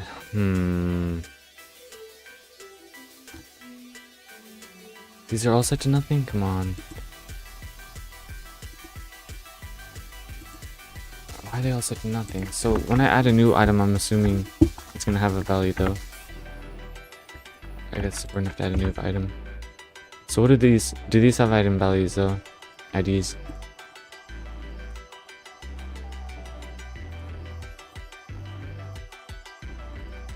They don't either. Wow. No. Oh